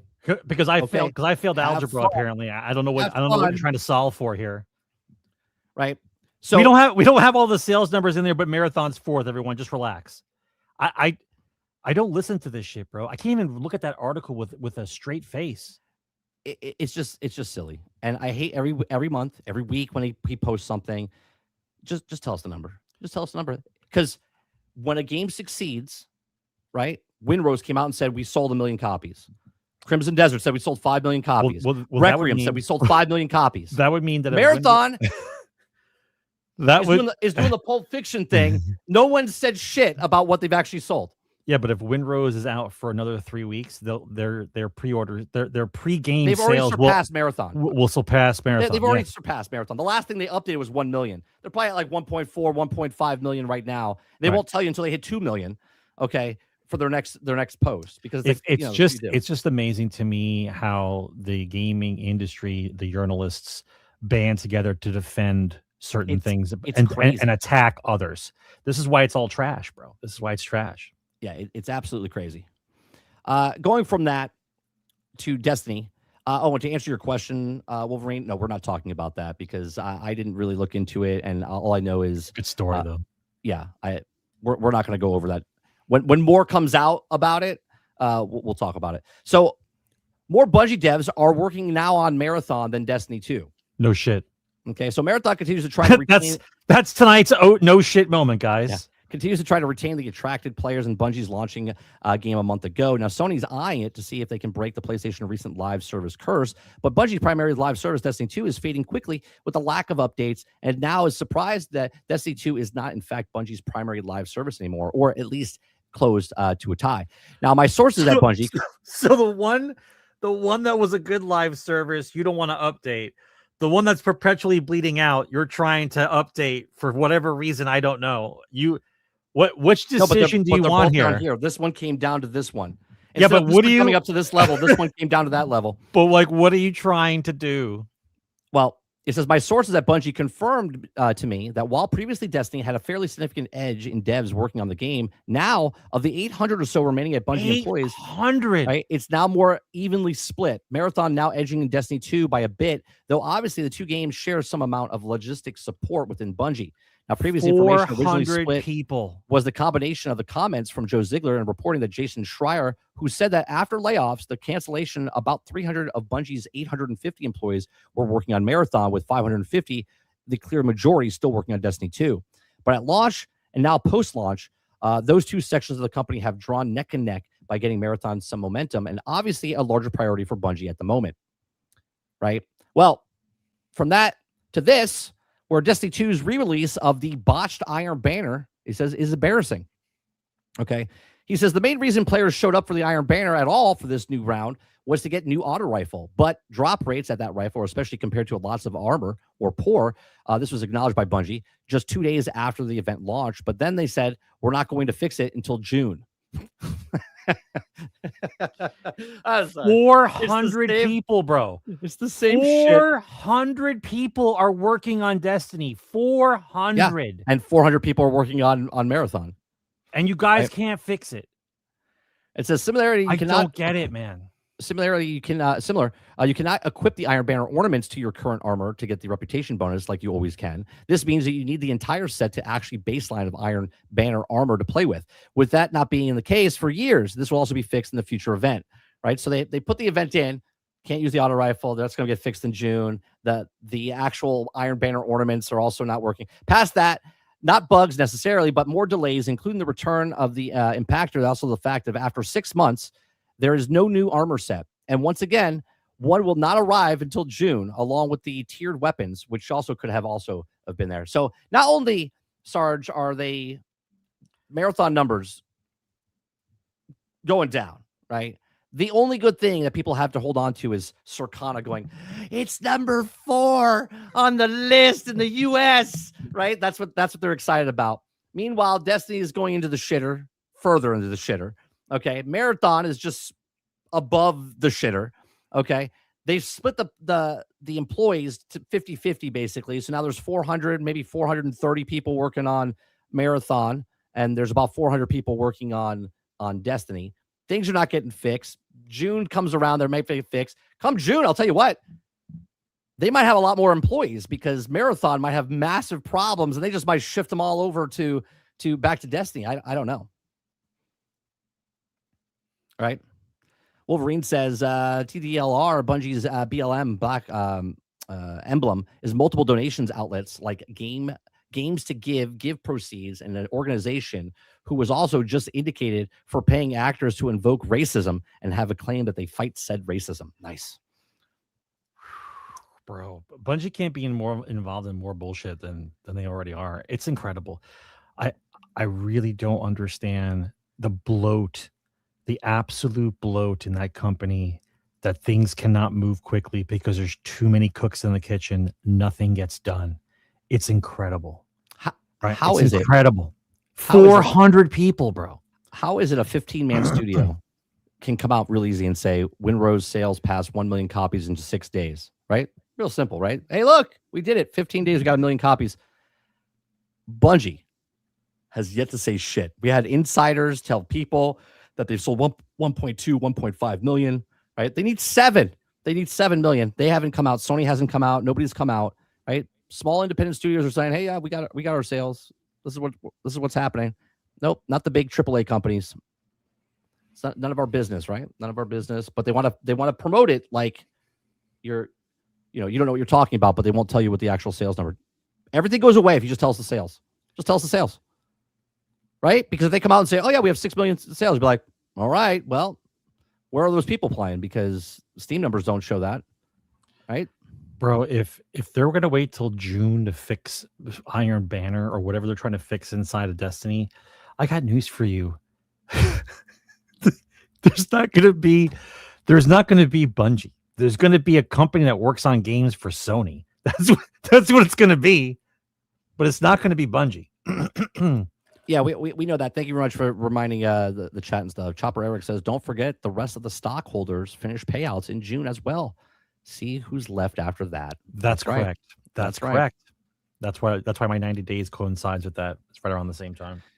All right, let's go to the big stuff, which is Xbox, right? Xbox this week shocked the world, Sarge. Last week, you actually said we asked, right? And we said, will they lower the price of Game Pass back down to 20?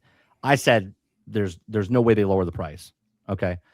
I said highly unlikely they're going to lower the price. You said 100% they're going to lower. Okay. Now they did lower it. They didn't go back to the 20. They went to $22.99, which is 23. So they lowered it $7 from before, which is quite surprising. So we'll talk about that. Okay.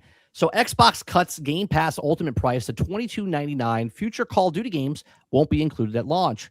Okay. So they are taking Call of Duty off. So that means Call of Duty itself costs $7 extra just to have Ultimate. I think, see now, if the journalists really liked Xbox, right? If they were really going to back them, they wouldn't say Xbox cuts Game Pass on their price to $22.99. What they would say is Xbox raises prices to $22.99. That's how it would read, right? Because exactly right. you weren't at 30 for that long, that's right, and you still raised it $2.99. You know what I mean? Like that's how you would read it. You wouldn't say that they cut it down to $22.99. You would say, well, they raised it up to $20 at $22.99. That's what it is. Right. Okay. It's still hilarious. They also reduce PC Game Pass. Yeah, I get that, but it's funny to me how everyone jumps up on the soapbox now and says, "Oh, Rasha, she's gonna do it first. She did it. She lowered the price." And I'm like, you guys are mental. You guys believe it's her that lowered the price. Like Phil and Sarah couldn't lower the price. Like you think they wanted to put it up to $30, right? That was their goal, to put a Game Pass up to $30. Yeah. Meanwhile, Satya Nadella was like, maybe we made a mistake. We got to bring it back down again. We'll let Shamar do it. That way she looks good. All right. It's your show, girl. Congratulations. You got it. It's amazing to me, and I'm not protecting Phil Spencer in any way, shape, or form, but when Phil Spencer was asked if just 4 games were going to other platforms, he's like, just the 4 games. There was like a 2 to 3 year span that every time Phil Spencer was interviewed, he looked flustered. You know what I mean? Like he didn't know what he's like. He's like, no, it's just 4. We're not going on past 4. These are the tests, and this is the thing, and right. He's always talking about how it's about affordability, and yet then they raised it right before he left to $30. Right. So it wasn't about affordability. It's about exclusivity, but then they put all their games on other platforms everywhere and stuff like that, right? Everywhere, yep. Right? It's not about selling consoles, but they're not going anywhere now. They're getting rid of consoles, and now all of a sudden they're not getting rid of consoles. They're lowering the price of Game Pass. They don't know what they're doing with exclusivities. There might be day and date. It's like, what is happening here? Right? It is very strange, and people can say what they want, but it's a complete 180 is what it is. 100% a complete 180, which makes no sense. The only thing tried and true is Game Pass. Game Pass is still the main goal for this company. That's correct. Okay, so we'll continue here. All right, Xbox reduced the price of Game Pass Ultimate by over 23% from $29.99 to $22.99 a month. It's also reduced the PC Game Pass from $16.49 to $13.99 a month. All right, as a result, future Call of Duty games won't be included in either service when the launch. Call of Duty titles will now arrive on Game Pass Ultimate and PC Game Pass around a year later. Existing Call of Duty games, including last year's Black Ops 7, will remain available in the service, right? So that's what's happening there. Okay, now on top of that, there's rumors Xbox Game Pass could get pick your own plan formula, it's claimed. Okay, now according to a reliable source, Xbox Game Pass might be looking to become more flexible with a pick your own plan option being considered. Xbox Game Pass recently experienced some huge changes, one of which was also appreciated by players, which would other won't. Firstly, price has been dropped effectively immediately, and secondly, Call of Duty titles will no longer release day one on Game Pass. However, now with the discussing future plans for the service. I can't believe that they hold COD in such highest regards, that COD by itself has to have $8 added to the actual Game Pass thing to offset the actual COD. Right, the actual thing. Yeah. So from that, we have where's this? Yeah, it's the Triton thing. Where's the new one? Reveals started. Okay. This just happened just before the show started, right? It says leaks reveal new Xbox Game Pass Starter Edition that's part of Discord Nitro. Okay. Discord Nitro subscribers are about to get more limited versions of Xbox Game Pass. So if you're not a Game Pass buyer, but you're a Discord Nitro user, you will get Game Pass. Now, Microsoft started teasing a mysterious Discord and Xbox Game Pass partnership yesterday, and a new leak appears to have detailed exactly what's coming to Discord. Previews has uncovered a new Xbox Game Pass Starter Edition that is bundled with the Discord Nitro. The Starter Edition reportedly includes access to over 50 games from the Game Pass library, as well as 10 hours a month on the Xbox Cloud gaming streaming, and the ability to earn Xbox rewards points while also playing games. It's not clear which games will be part of this more than 50 title available. The leaked image suggests, though, that Stardew Valley, Grounded, and Fallout 4 will be included. So this is the screenshot that people are seeing. Okay, it says Xbox Game Pass. Xbox Game Pass awaits 50-plus games like Stardew Valley, Fallout 4, Grounded, 10 hours of cloud gaming every month. Xbox rewards, all yours with Nitro, right? Claim for free. Okay, so there it is. Claim for free because you're a Nitro member. You're already paying for Nitro. Okay, which is what does Nitro cost, guys? What is it, like $7, $5? Is it higher than that? I don't know. I've never. It might even be like $2. I have no idea. Yeah, Disco Nitro, like WCW Nitro. So it says the starter edition doesn't appear to be limited to Microsoft's own first-party games. Either Better xCloud developer also uncovered the Xbox Game Pass starter edition earlier today that noted that a lot of third-party games will be available through the new Game Pass tier. So they are doing different things. They're also talking about Netflix over here. It says the starter edition appears to be a way for other service to bundle Game Pass as well. Netflix co-CEO Greg Peters told the Information last month that he and Sharma had kicked around ideas for partnering for subscription bundles, so perhaps we'll see Netflix offer similar Game Pass bundles soon. Let me ask you a question. The whole time that Xbox is telling you that you don't need an Xbox, you could do a handheld, you could do an iPod, you could do a fucking television, my refrigerator, right? Everything's an Xbox. Who are you trying to go after that has Discord but doesn't have access to an Xbox?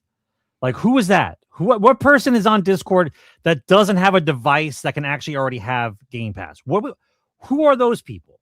What are we talking about? If you have Discord, you're probably on a PC. And if you're on PC, my point. So what's this partnership? What is this partnership for? I don't know where. I don't know where it comes. Like, what's the growth here for this? But I guess we'll see. Well, let's put it this way: if there is a deal going on, then the deal is that Discord or Discord,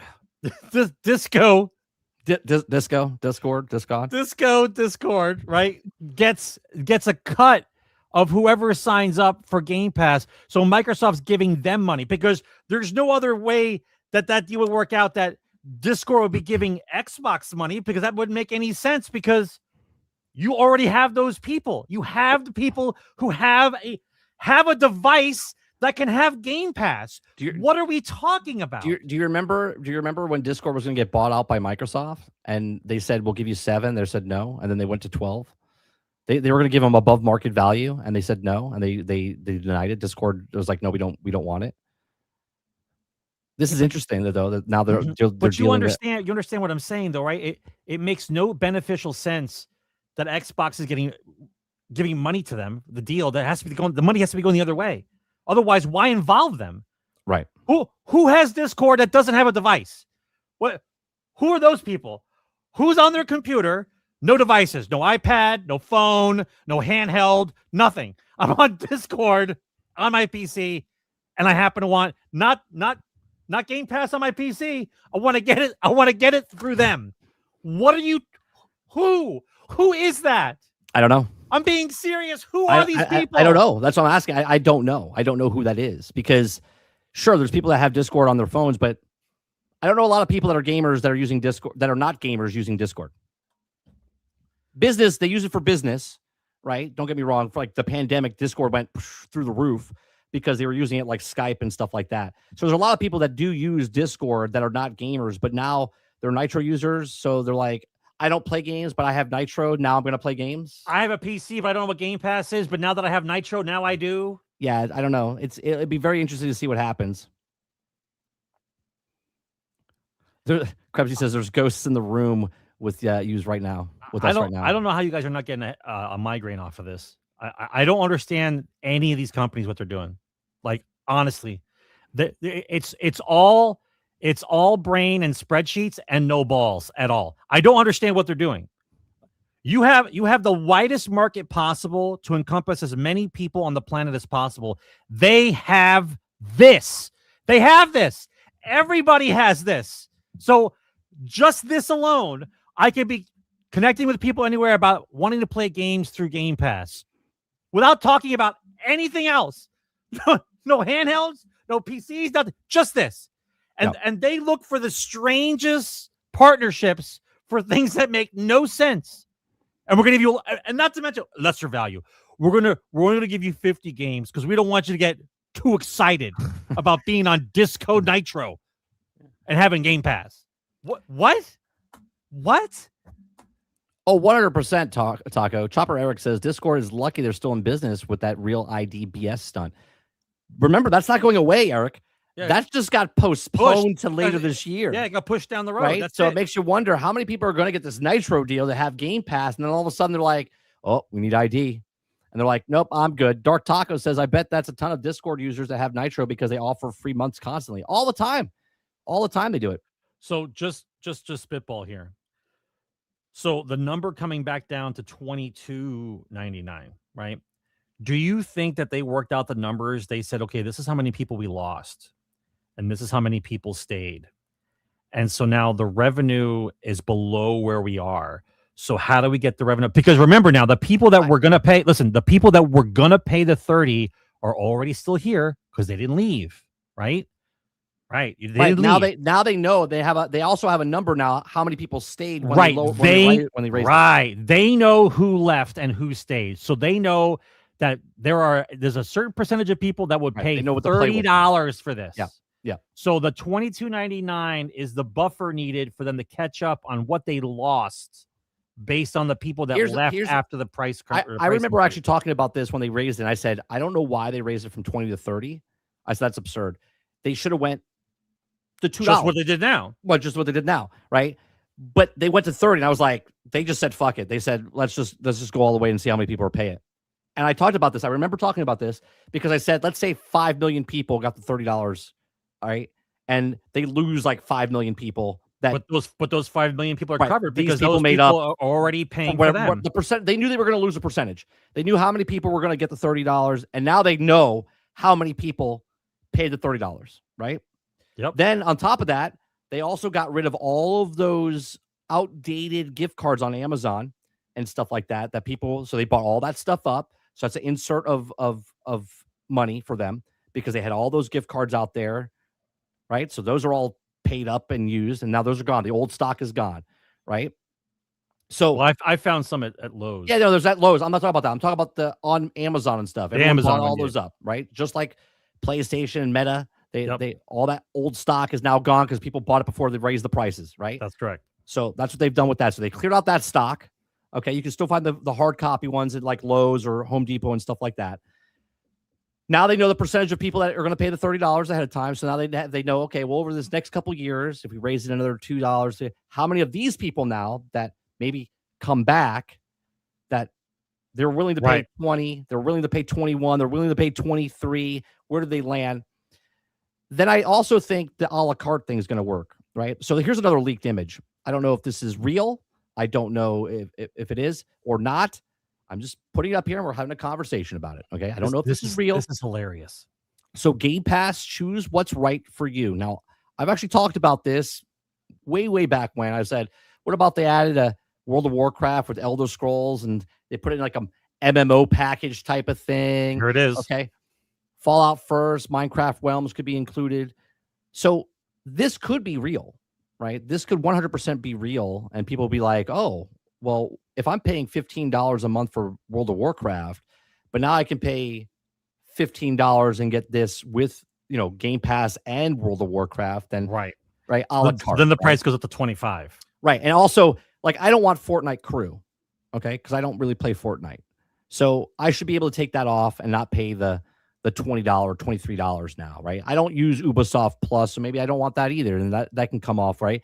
I said that if everyone had that $13 to $15 range where that's the minimum spending that you want, and then you pick, I want to play the EA games, I want to play the Ubisoft thing, I want to play the World of Warcraft, I want to, whatever it is, I think that would be better off because then the user thinks that, oh, well, they're respecting me because this is a low into Game Pass.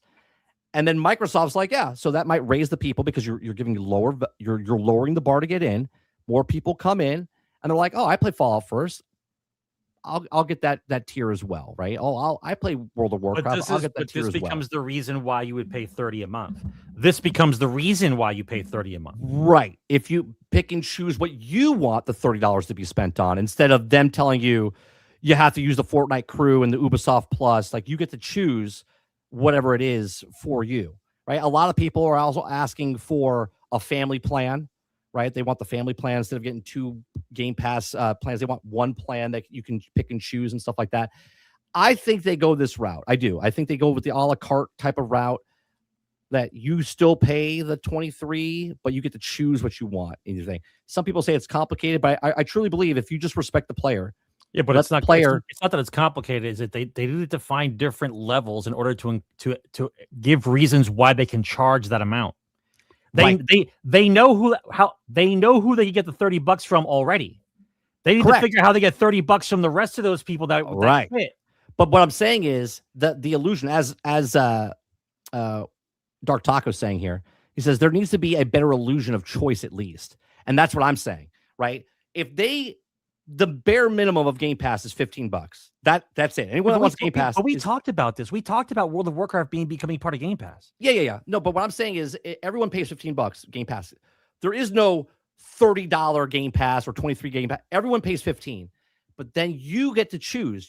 They respect you and say, well, you can choose what you want. We just add it to your thing, right? Right. And then if you want to pay the $20, if you want to pay the $25, you feel like you're choosing and feeling like you're getting your money's worth. You see what I'm saying?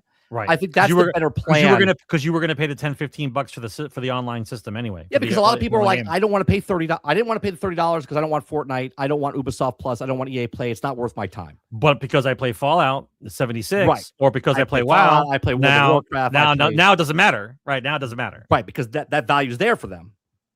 So they would do it. That's what I think they do. Again, I don't know if this is real, but someone mocked it up, took a screenshot, whatever. I think it's interesting. Now, Xbox, they had their big meeting today, and Asha Sharma rallied the troops, Sarge. Okay, so we're going to read a little bit about this. She didn't rally anybody. Shaka Khan didn't rally anybody. The plan's the plan until it's not the plan, Sarge. Right? Xbox has always been different. Sure has. Okay, we started with a simple idea. Games would bring people together through shared experience that led to the first Xbox in 2001, Xbox Live in 2002, and new ways to connect from friends and list achievements and parties and play across devices. Today, Xbox reaches over 500 million players around the world with some of the most important franchises in entertainment. Where's that 500 million coming from, by the way? Okay.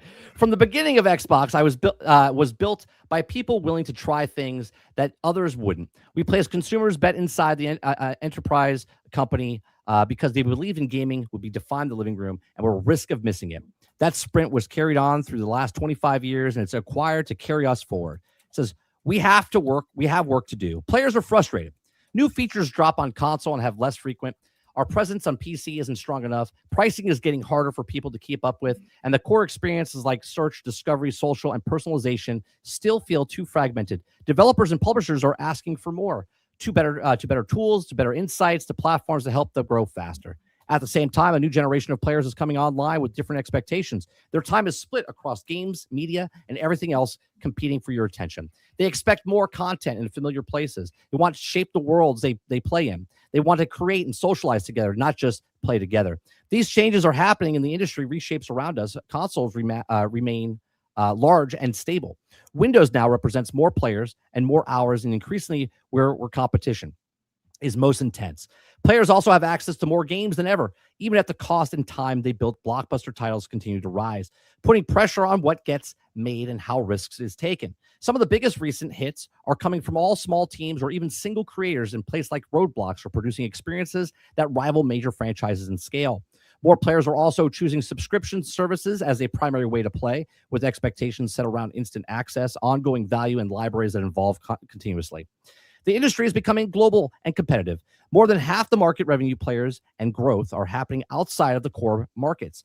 But the rest of the world is not just a large market. Developers are there increasingly competing with the most established Western studios, combined scales, speed, and willingness to renovate genres and make once considered mature.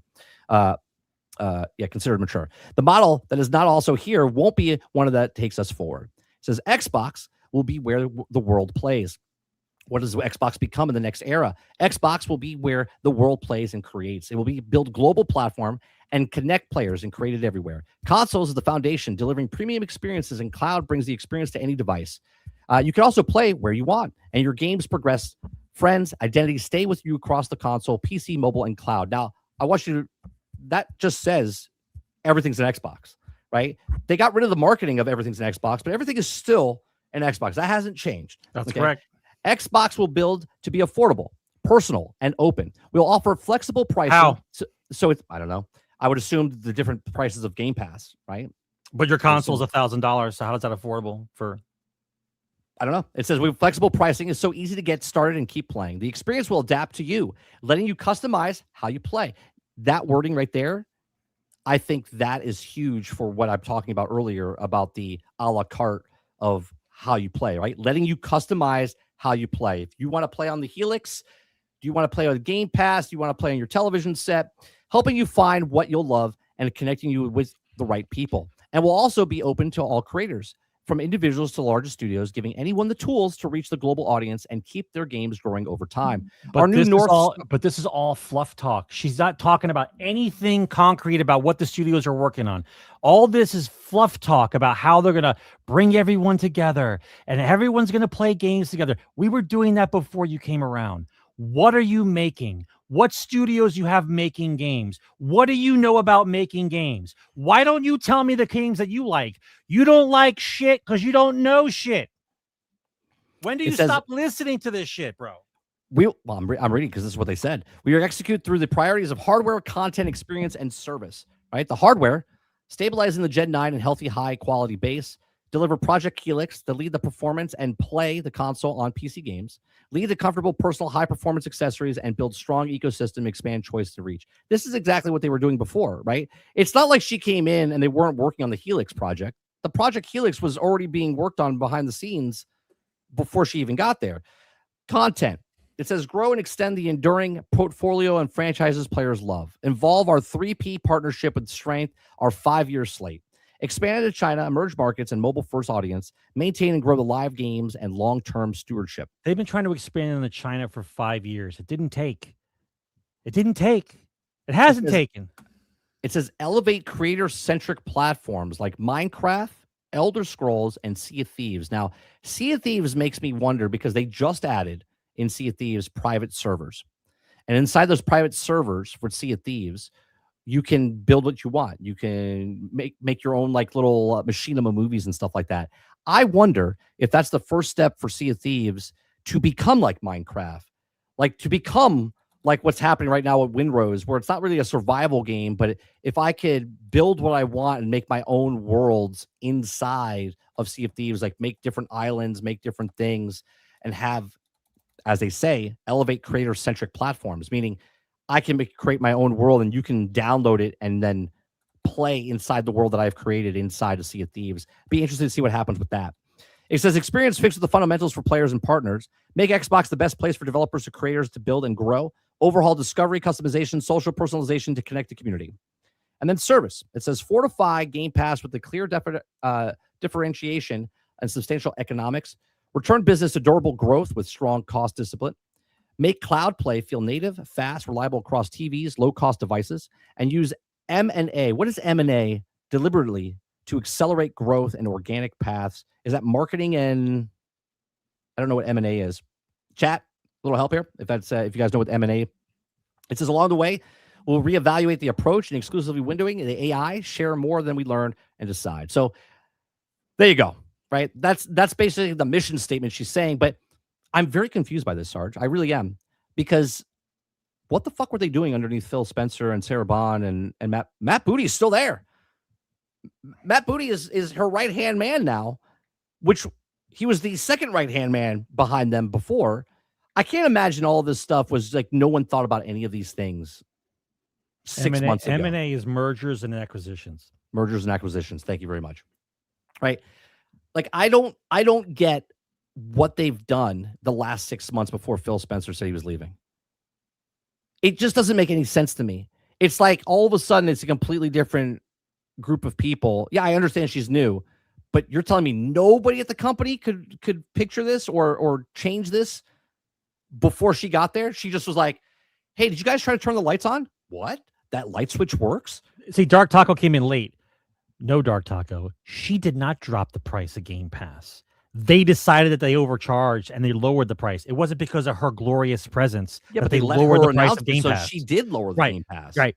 Her announcing it makes it her problem now. She's the solution. Well, yeah, she's the CEO. Yeah. Okay. Right. You get the wins and you get the losses. Right. You go down with the ship, or you get rised up by the decisions you make. Dark Taco says 2 months in the box, and she dropped the price Game Pass and removed COD, which could also never have been there in the begin with. I got to hear her out. Yeah. I'm still waiting to hear her out, buddy. This is the exact same thing of Circana putting the list up with Marathon saying it's number 4, right? People read the headline. They're like, Marathon's number 4. It's selling well. She comes in and says, why are those people standing on the stairs? Don't they have enough chairs in that fucking building to put these people sitting down? That's company wide, man. There's a lot of people that work for Xbox, right? Like, obviously, she's the CEO and she's saying the stuff. But behind the scenes, you got to be like wondering, nobody thought, hey, $30 is too much. Nobody in the whole industry of Xbox. Because Satya wanted $30. And here's the best part. Are you ready for this? That's why Satya wanted $30. Xbox got changed to Microsoft Gaming. But now Microsoft Gaming got changed back to Xbox. Why? Okay. Why? It makes no sense. Because you pissed away the brand and now you have to get the brand back. You told us we didn't need the brand. Now you want the brand. Whose decision was it to change it to Microsoft Gaming? I don't think it was Phil Spencer's. I don't think it was Sarah Bond. That's correct. It wasn't. So who the fuck changed it to go, you know what? Xbox, the brand that we've been around for 20 years or 23 years, we're going to change to Microsoft Gaming. But now she comes in just, right, 6 months later and is like, you know what? Here's a good idea. Why don't we change it to Xbox Gaming? They're like, that's brilliant. Brilliant move. It's You're genius. We're so glad we're hired. Why didn't we think of this? Yeah, we're so glad we hired this. It's so ridiculous of the stuff that they were doing ahead of time that they switched it like this, and then all of a sudden now they're switching it back to this. And everyone's like, she's a genius. It's like this stuff, they made their own bed. And now they're like, oh, we needed her to uplift us and make it better. I'm baffled by this entire thing. This is standard operating procedure. This is failing upward. Xbox, Microsoft Gaming. Who said it? Who said it? Point to the person. Show me on a list. Are they still working for the company? Was it Phil Spencer? I would love to ask Phil Spencer. Phil Spencer, did you come up with the name of Microsoft Gaming? Just tell us. You can't say anything? Oh, you can't say anything because it wasn't you, right? Like, I want to know who decided that. I wanted to know who decided to go up $10 extra, right? Who said it? Was it Sarah Bond? Are we throwing her under the bus? Who said it? Whose idea was it to do this? And then all of a sudden, now it's not a big deal. Where's the 30% margin that they had to have? And now they don't have to have it. Where's all these things that they had to do it, but now just 2 months later, they don't have to do any of this stuff anymore? Make it make sense to me, please. Somebody make it make sense.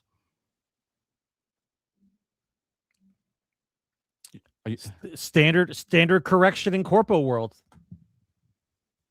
Dark Taco says Microsoft has a sheer incompetence in the box for the entire generation. Yeah, it makes no sense, man. All right, we'll go from that.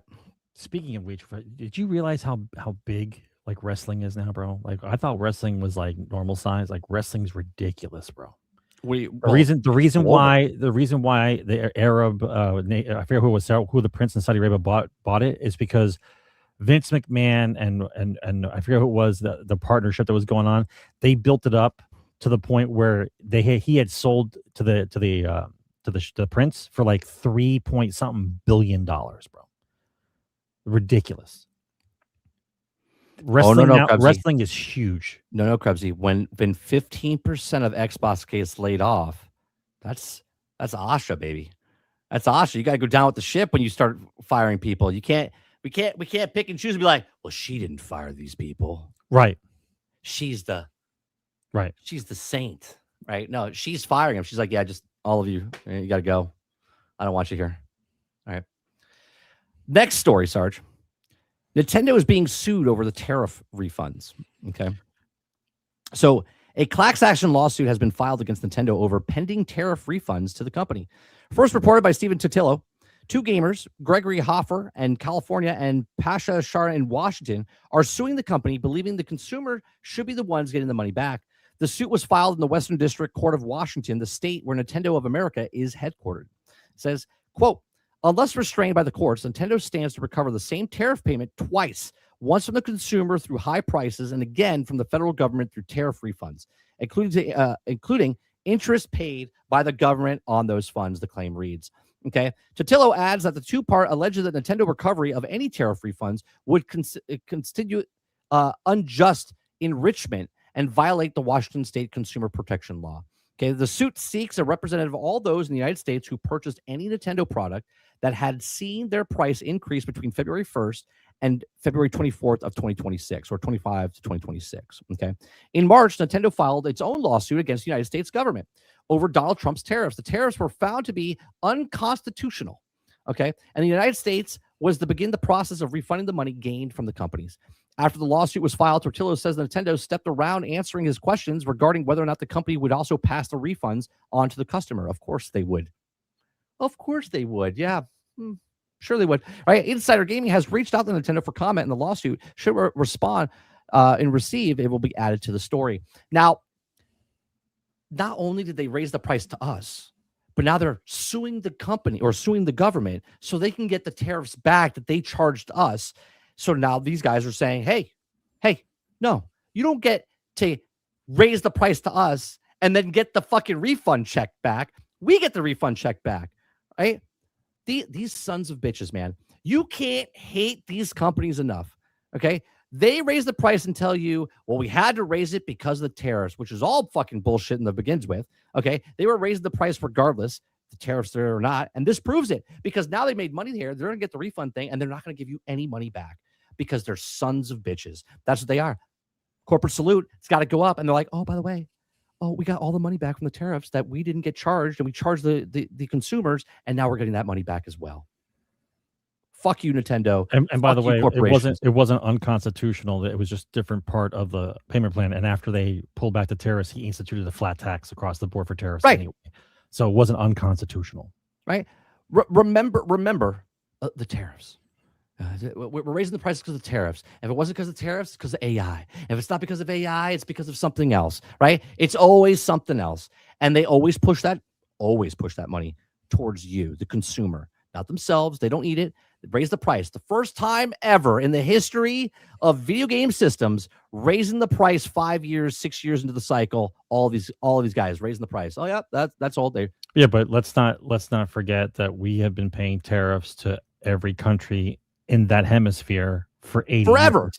Yeah, for 80 years. Yeah. We have been paying tariffs our entire life. Yep. Whatever we sell to them, they tariff us and we pay it. Hence why Xbox doesn't sell well in Japan and PlayStation does, because they can sell PlayStation for cost. Okay, where Xbox gets taxed up the fucking ass because of tariffs that are going over there, right? And do you think Microsoft's gonna do well in China after all this shit that's been going on, us taxing and tariffing China? You think China's gonna allow Xboxes to come floating into their country without slapping some tariffs on it? Please, you guys need to grow up and understand how the world works, man. It's ridiculous. So my question is, absolutely ridiculous. Do you think these guys will have a case? Do you think that Nintendo will have to pay? I mean, if class action lawsuit to everyone that bought a Switch or anything? Because what's going to end up happening is if they follow the same logic, it'll only be a percentage. No. If they follow the same logic that Nintendo is using against the U.S. government, if they use the same stance that they're using, they would get their money, because you can't have the money back from tariffs that you think were illegal, which they were not. But then you want a refund from that, but the money that you charge the people, you don't give them their money back. If you're demanding the money back from the tariff, then the people who paid more money because of the tariff have to get their money back as well. It's the same argument. Right. It's the same argument. We'll see what happens. I'm rooting for those guys in Washington. I got news for you. Washington and California. Yeah. Let's see what else we got going on here.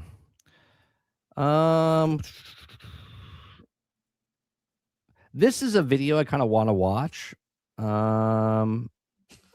Actually, you know what? I have the ID Xbox, everything announced. There was a lot of games they showed. A lot of them were like friend slop type of stuff. I don't think we really need to go over But it's that not. stuff. That's not all friend slop. It's people just trying out shit, man. No, I get it. It's people just trying out different types of games. I want to go over this thing. We're gonna play a little video here for you guys. Okay, this change, right? Sarge, you're gonna be sharing audio with this, so if you're gonna talk, I'll have to pause it. Okay. I'll keep my mouth shut. So Valve just changed the handheld gaming forever, right? Steam on ARM is awesome. So the ARM chip, okay, I'm not the best at all this technology stuff, guys, but for what I know, is that the ARM chip that's in the cell phones, in these handheld devices, inside of the Switch, okay, which the Switch just got hacked. Basically, Alex, oh no, it's Alex had a video this morning talking about the Switch, how people hacked into the Switch and they can play Steam games on the old Switch, not the new Switch, the old Switch. But the ARM chip that's embedded into these devices, now Steam is being run natively on these devices. So we're going to watch this video. He's going to talk a little bit about it. What you're looking at right now is full Steam running on an ARM-based handheld with a Linux operating system. This is not streamed. It's not emulated. This is natively running with Proton, just like it would on the Steam Deck. And Valve hasn't officially announced this, but what they did do, it is 1.5 speed. So if it's too fast, let me know. Is recently released the very first official version of Proton. It's Proton 11 with ARM64 support and FEX EMU built in. And this is a giant step forward for PC games running on ARM-based devices like the handheld you see here and Valve's upcoming Steam Frame. And this is exactly where everything's coming from. So in the future, Valve will release their VR headset known as the Steam Frame. It's got an ARM-based CPU, and they needed a way to run PC games on it. So what we've got here is the first official version of Proton with FEX EMU support. I'm really interested in their VR headset, especially now that MetaQuest like raised their price and whatnot. And I don't know what the price is of their headset, but I'm definitely more interested in their headset. And this is pretty awesome. And this wouldn't be possible without an operating system known as Rockmix. I'll leave a link to their official website in the description below. I've tested this out in the past on other Odin devices or Retroid devices. This is actually the Odin 2 portal. I've got it installed to the internal storage on this unit. And I've also tested this on a couple other devices, like the Ioneo Pocket 2S, and I even tested it on the Conquer Fit, which has the Snapdragon 8 Gen 3. The Odin Portal 2 has the Snapdragon 8 Gen 2, but the reason I'm going to be using this is because I was able to get it installed to the internal storage, and it's going to be much faster loading up Steam, installing games. It's just going to be a much better experience. Heading into the settings here inside of Steam, and I'm in big picture mode right now. You can actually use a regular Steam mode also if you want to. But yeah, it's running Steam natively on an ARM chip here. And when it comes down to it, it's partially native because when it comes to running games, we will need that Proton layer with FEX to get games up and running. But Steam itself is running natively here in Linux. But the best part is that Proton 11. So if I go right over here with any of the games, I can just show you that we've got access to the beta of Proton 11. And this was specifically built for ARM devices. So it's Proton 11 ARM64. Steam inside of Rockmix is pretty snappy if you have it installed to internal. So right now, basically anything with an ARM chip can run Steam natively on the actual thing. So if you have your cell phone, right now, obviously you're gonna have to download the games and whatnot with your storage and the capacity, or they're playing them through the cloud. But Steam itself can be implemented on any device. Storage. I'll tell you, running from a micro SD card, even a fast micro SD card can be really slow. And it's still early. I mean, this is a beta of Proton 11 for ARM. I've also run into an issue where I've got a game up and running, like let's say Witcher 3. That's one that did it to me. Quit the game to go back into Steam and then tried to start it up again, and the game won't start back up. I even uninstalled it, reinstalled it, and I just can't get it to go. It just goes to a black screen. So you're definitely going to run into issues. And if you're looking for a super smooth experience, then you might want to skip this for a little while until a lot of the bugs are ironed out. But again, it is a giant step forward for ARM devices running PC games. This is going to be awesome. You can basically turn a handheld like this into an ARM-based Steam Deck. Right. And like I mentioned, I've got this up and running on a couple different devices, like the Conquer Fit from Ioneo, the Pocket 2S, and this AYN device here. I've been testing throughout the three of them here, but I have to run from a micro SD card on these Ioneo devices, and it's really slow downloading games. SD card speeds are just much slower than internal storage, and I cannot install to the internal storage on this. I guess the Gravity says there's better ways to get pocket warmers. file system is a bit different because it's pretty easy to do with the AYN devices. So if anybody knows how, let me know in the comments below. Now it's time to get into some gaming, and we're going to start out here with the Odin 2 portal. So far, so good. And of course, we've seen Silksong run in Android with applications like over 100 WinRater, frames. It also GameNative, and drops GameHub. down to like Every time I 40. run it, I do get a bunch of screen tearing, but right now in Linux here with this new version of Proton, it's actually super smooth. And I've got Mango HUD up in the top left-hand corner. You can see we're well over 100 FPS. I just left the frame rate unlocked here. We've got a 120 hertz panel on this Odin 2 portal, and the screen looks absolutely amazing. This unit has that Snapdragon 8 Gen 2, so it's not an elite chip, and I don't expect, harder to run games to run well on this like Cyberpunk 2077. But with these indie games, I mean, we're seeing some really good performance so far out of it. Another one I got up and running was Half-Life 2, but I did have to use a mouse and keyboard, so I've just got a dongle plugged in here. Isn't it crazy? Remember we played these games on these big fucking computers and shit, and now people are playing it on a fucking handheld device? Built-in controller just wouldn't sync up with the game itself. It was actually still controlling Steam in the background, so obviously there will be issues. And I love having this whole operating system installed on the internal storage. It just makes it so much quicker getting into Steam, downloading games, and launching games, because from a micro SD card, even a really... Sure, Jones. Like, yeah, the screen's too small for you or for me, right? But you got to remember, there's a whole generation of people that have grown up on small screens.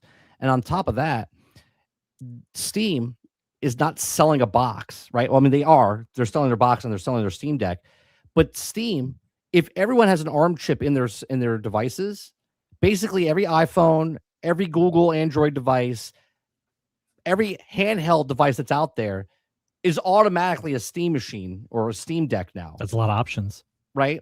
So you as the user don't have to go buy a brand new device. You could just use the device you have and start playing Steam. And Steam doesn't care, because Steam makes money off of each of the sales they make that you're paying off of Steam, right? They don't care about the hardware itself.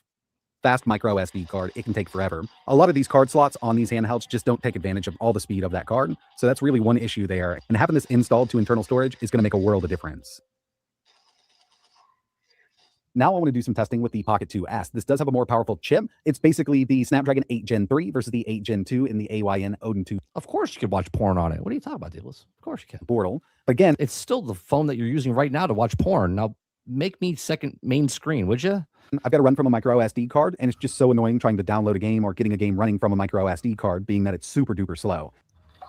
Checking out Cuphead here, and we're going with some easier to run games. I did get The Witcher 3 up and running, but I didn't record any of the footage. I quit the game because I had an issue with the resolution, tried to go back to it, and I just can't get it back up and running. But I'll be messing around with that for the next few days, trying to get higher end games running. In the meantime, if you want to see some high-end games running on an ARM device, I've got a video with the new Red Magic 11 Pro. I think it's the Golden Saga edition. It's using a bit of a different method. We're running Android here with Game Hub, but it's still using a version of Proton. Now you can... What he's not showing you underneath is melting the table.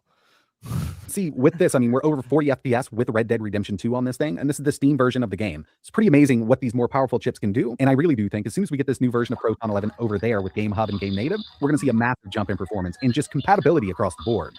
But so far, a lot of the lighter games have just booted directly up for me, and there's some documentation over on Rocknick's website, so there are some extra settings that we can use if a game's not starting up, and as soon as more people start using this, they'll find out different ways to get games that didn't run to run better, or games that didn't start up at all to start up, and you can even check out Proton DB just to kind of get an idea. Now, it's not 100%, it doesn't cross over from, let's say, the Steam Deck over to this yet, but in the future, I got a feeling it definitely will. Well, yeah, because it's open source. Here's Cosmic Invasion, and it seems that I've had much better luck with this running on the Pocket 2S than I did with that AYN device, so I haven't had any crashes with this so far or had to reset. I've had to do that on the Odin 2 portal, but right now getting in here, getting games installed is really slow because this is all running from an SD card. Obviously, it's still early. That Proton version is a beta from Valve, but seeing what it's doing so far is really, really promising, and I can't wait to see what happens in the future. And to tell you the truth, I think it's going to go a lot faster than we ever thought it would. But 100%. That's going to wrap it up for this video. Really appreciate you watching. You should have put Crimson Desert on and see if it worked. That's crazy. You know how many options you have now? You know how many options people have? Just the game. Let me ask you a question. Why do I need to buy an Xbox? Why do I need to buy a PlayStation? Why? You don't. And a lot of people, that's the thing though. A lot of people This is my point. know. A lot of people don't know that you don't need to buy stuff like that, right? No, I get it. The normies don't understand all the tech stuff and understand that the guys in this chat do understand their handheld can play all the Steam games. Like, I get that part. What I'm saying though is once it becomes mainstream and people talk about it all the time, like that's what they're doing. Why am I buying a PlayStation or an Xbox? I mean, you wouldn't. I could just use my PC and my handheld, and I got everything. Yep, your phone, everything. Yep. Right, I have everything. If I have a PC and a device, I have everything. Right, you don't have to pay a monthly subscription fee to get it on Game Pass or the cloud. Right, you're just paying for your internet. So explain to me Rosh Hashanah's or Shaka Khan's idea of what she's going to do to get more people to buy Xbox. Explain it to me. Explain it to me. All the stuff for free. Get it where you want it. Play it on whatever you want, or the $1,000 console. Explain it to me. Explain it to me. No. All right, let's go to Q&A. Okay, if you guys have a question, put a Q in front of your thing. We'll run it a little bit. While you guys are putting your questions in, I'm going to talk about a little bit about Star Wars, Sarge. Now, I think I don't know if we talked about it last week, but we talked about Mando Grogu, and now there was a report that came out, Sarge, that Disney admits that it screwed up massively with the theme park because we knew before that they changed. I don't need you to tell me you murdered someone when I found you with the gun in your hand. No, I know. But what I was saying is they finally said that Kathleen Kennedy told Bob Iger, and we knew this. We knew this. But now it's officially out because now Luke Skywalker, Princess Leia, and Han Solo are now walking around the park in California. Weird, right? Just a couple of weeks after Kathleen Kennedy left the studio, and it's just hilarious because for 14 years destroyed Star Wars. Right, 14 years they destroyed it, and they said we want to go to the future of Star Wars. We don't care about the past, which is funny because if you look at their rival, which is Universal Studios. The reason people love going to Universal Studios because of Harry Potter is not because they put the Fantastic Beasts stuff there. It's because they have everything from Harry Potter's original movies there. And people are like, oh, I can go to Hogwarts. I can go to Diagon Alley. I can ride the train. I can do all this stuff. It's like I'm in the movie. Kathleen Kennedy and her genius brain was like, we could do something that's not even here, that doesn't exist yet. And it's going to be much better than what George made with the past. Think of the hubris. Exactly. Think of the hubris in that woman's head. Instead of just making the thing that everyone wanted to go to, just sit in the cantina where droids are not welcome, to go to the Death Star, to ride on a thing that you know what I'm saying? Like they're like, no, we're gonna make a new place it takes place in this new trilogy, and we're gonna have our new characters walk around, and it's gonna be fantastic. We're gonna make a hotel about it and all this other stuff, and it's all $1.8 billion down the fucking drain. All right, for the hotel, whatever they spent. She wasn't to blame. It wasn't her fault, right? That's the whole thing. Not her fault. Not her fault.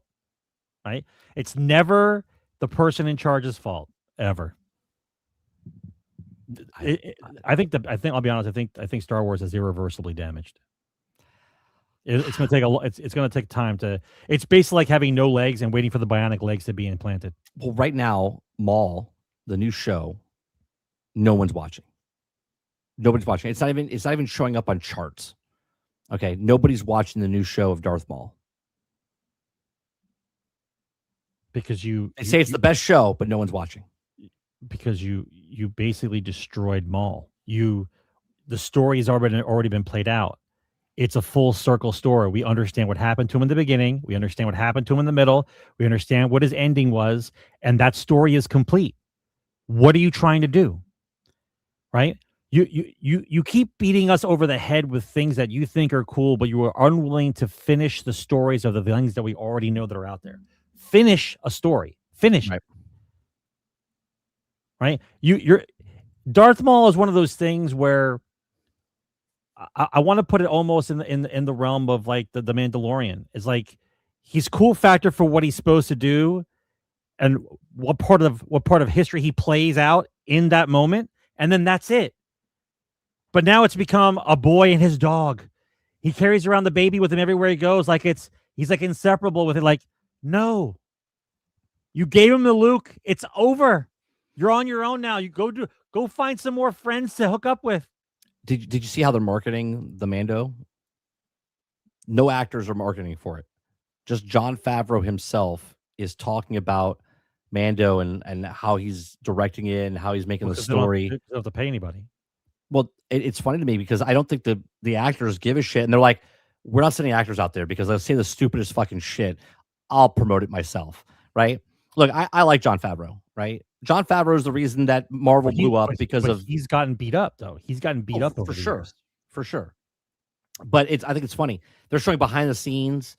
They're using Adam Savage from Mythbusters, his channel. Like he's showing all the stuff that's going on with Baby Yoda and going behind the scenes of what the practical effects. And Jon Favreau's big on this. He's like, look, we're doing stuff for real. We're showing, like, he's trying to tell people, look, I'm you. I'm with you. We're doing stuff like the old days. Please throw me a bone. I'm trying my best here. You know, you throw Jon Favreau a bone while he's talking about advertising for Star Wars. Next to him is a doll that looks like Kathleen Kennedy, and he uses a chainsaw to cut her head off while he's talking about Star Wars. And he's like, "We understand that you guys didn't like what was happening." Like he's cutting off all the limbs and throwing me into a burning pile of gas and watching it burn. we're gonna bring Star Wars back. Don't worry. Actually, if you put that picture in my head, maybe I'll start coming back. That actually kind of reminds me of Major League Baseball, the movie. You know, when the owner, they hate the owner so bad, so they make and they pull off a cardboard piece of her when she's naked. and they put a piece of her. Yeah, I don't want to see Kathleen Kennedy naked. No, I know, but that's what it I reminds me of. Cut up. Yeah, that's what it reminds me of. You got to do that. Look, there's a part of me that is dead. Like, I just don't care, right? Mission accomplished. I like Jon Favreau. I want to see Jon Favreau, but the movie looks absolutely horrendous. It doesn't look good. And they say that after Mando, like, this is the setup. This is the setup for everything that goes in the future now, right? But they can't link it to 7, 8, and 9.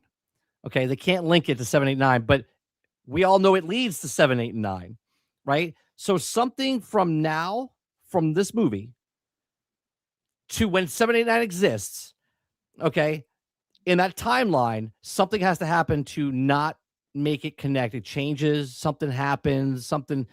I don't know what they're going to do.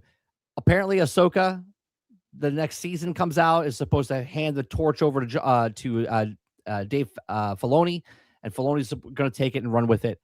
I don't know, man. I don't have any faith in any of these people right now. So, all right. Let's go to let's go to Q&A.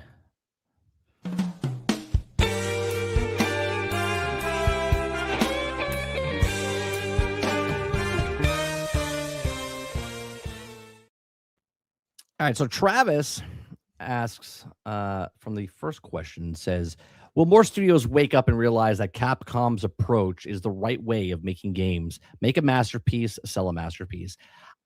I think you're talking about Pragmatica, and I haven't played it, so I don't know if it's a masterpiece, but Capcom also fucks up, by the way. They made Exoprimal. I don't know if people remember that game, which is the live service game that you fought dinosaurs, and it was but they do make good games. Capcom right now is probably on the best track record of making their games. Did you see what's going on with this game, Sarge, or Pragmatica, where people are giving it shit because I didn't some watch weird the fetish full story because they're trying to destroy it in any way possible? They're trying to use the fact that she's a robot and he's the father figure, and they're trying to turn it into more of a malicious relationship as opposed to a man wanting to save his daughter. And that's like the dichotomy of both of it. The one side's like it's just a guy protecting his daughter, even though it's not his daughter. That's what he thinks. Yeah, it's an android, and the dirty people who have no souls think that it's some so guy weird. who's trying to mess around with a young girl. Like, it's disgusting. It's disgusting. It's so weird. But yeah, the Capcom's shooting on all cylinders. Like right now, between them and but there's FromSoft, there's Capcom, there's who makes Space Marines? I lost it. They make SnowRunners, Saber, right? Saber's shooting on all cylinders right now as well. Even with Toxic Commando not doing so hot, majority of their games are like they're really good, right? They're like solid games that they come out with. So, all right, the next one, let's go with is do you think Disney will remake 7 episodes 7, 8, 9? I don't know. I think they're trying to erase them. Like I kind of answered this one because it sounds like Jon Favreau is trying to pass the torch to Dave Filoni so they don't connect it to 7, 8, 9. So I don't think they remake 7, 8, 9. I just think they delete 7, 8, 9 in some way, shape, or form because there's people that just don't like it. Now, a lot of people say, well, they didn't like episodes 1, 2, and 3 in the past, and now they like them. And I'm like, sure, but it's not the same. Like, shit in 7, 8, 9 don't even make sense. It doesn't make sense. Listen, this group of people are so up in the air about retconning things and changing things around and just changing it on a whim. This is the way it's going to be from now on. We could do the exact same thing and say that 7, 8, 9 weren't there and just put the Thrawn trilogy in there and restart Star Wars. I'm telling you. Yeah. I'm telling you that's all you need to do. There's rumors that season 4 of Mando was supposed to be all about Thrawn. And the original script was supposed to be Thrawn, but they had to switch it up because Iger said that we're not doing TV shows anymore. We're doing films. So you had to change the whole story up. But they were going to go with the Thrawn stuff and then link that. Listen, once again, I'll say it. I'll say it once. I'll say it 1,000 times. If the guys in chat, I know a lot of people don't like to read books. Maybe some of them are wrong. But if you ever want to read a Star Wars trilogy that you can actually see the film as you read the book, Timothy Zahn's trilogy, The Heir to the Empire, Last Command, and I forget what the middle book was. But that is what the 789 should have been. Absolutely should have been. And then once you establish Thrawn as a character and you wanted to find out more of him, then the Thrawn trilogy that came out about 3 or 4 years ago that I got a hardback of, that's also an awesome series, and that's the whole story about him. So maybe if that's you want to restart. with. If you want to restart Star Wars, 100% plausible. They just have to get their hands dirty and say this doesn't exist. We're going to retcon it and move on to the next thing. Would you be a Star Wars fan again if they did that? The Zahn trilogy? Yeah. I would watch it in the theater multiple times. Okay. There you go. I would watch multiple times the Thrawn trilogy in a theater. Absolutely. Altern says, are Pearl Abyss devs okay? Are they working too hard? Did they have had a break and have Starfield fix their crashes on PlayStation 5? Pearl Abyss devs, they're okay. They're working. Are they working too hard? I don't think they're working hard enough, to be honest. And have they had a break? Maybe. They might have had a break. They did a 44 gig quality of life. Maybe they'll get a coffee. Maybe they'll get a coffee. I hear they have an unlimited supply of Celsius, is what I hear. Is that what it is? And then Starfield fixed their crashes on PlayStation 5. No, they have not fixed their crashes on the standard PlayStation 5. Still reports are being reported that they still crashing. Not as much, but still crashing. Tell me you don't care without telling me you don't care about your game. Krebsy says, what type of game do you think Troy Baker is making? Does he star in his game? It's funny because even in the article they talk about, they're like, Troy Baker produces the game, directs the game, acts in the game. He's all the characters in the game. It's like it's a one-man show, maybe. I don't know. I think it's got to be something that has a story. He's not making like a non-story game, right? I think Troy Baker, based on what he said, with his experience and his voice acting and stuff like that, it's got to have a good story. Now, is it a game like a side scroller type of stuff? I think he makes. I think tough one. A game like what Coke Carnage is making, like an Emberville type of theme, like something that's like graphically not like super challenging, but like everything's voice acted and stuff like that, and he can tell a good story. That's what kind of game I think, like an RPG. I think he makes an RPG, but he makes an RPG that's, not like the Witcher type of stuff, like something with more graphical that's low tier for him, for his first project. Who knows? We'll see. He knows a lot of people. Maybe he can do it. What do you think, Sarge? What do you think? Well, the fact that he's even attempting it says something, right? Because you would think that the voice actors would know the crap that they have to go through with all these gaming companies now, and them circumventing them because they can do AI and get digitized voices and everything else.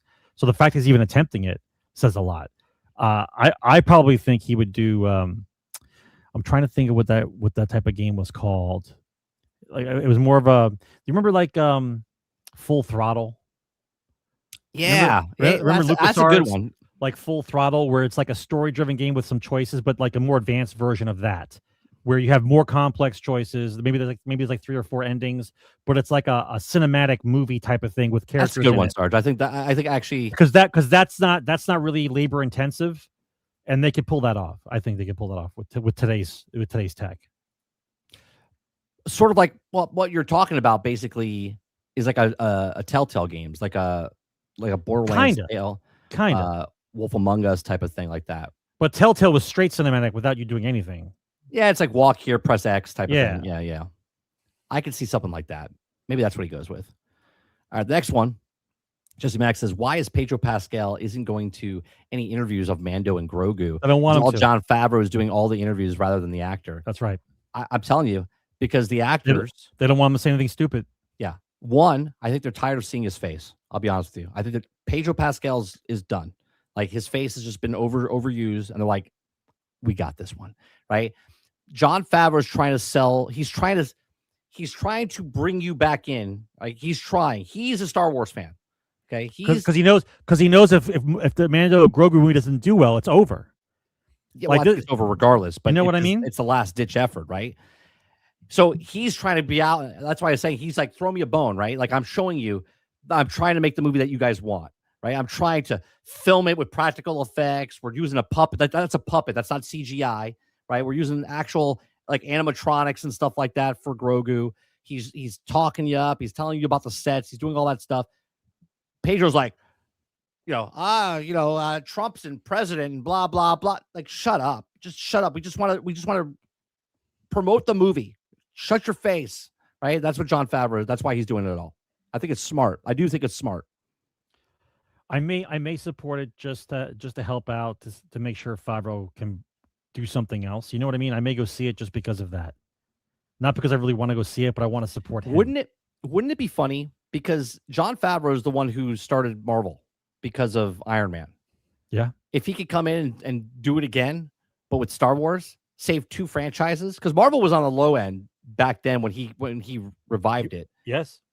Right. Which is why I want to support him, because I think he could do it. I just think that he had so much pressure around him, and let's not forget Kathleen Kennedy's orbiters are still there. She's gone, but the 2 other minions are still there. Yeah.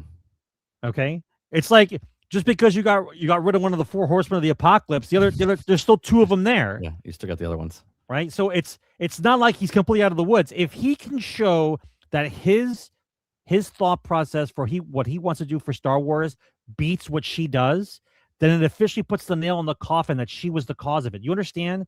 It's not just the fact that Star Wars is dead.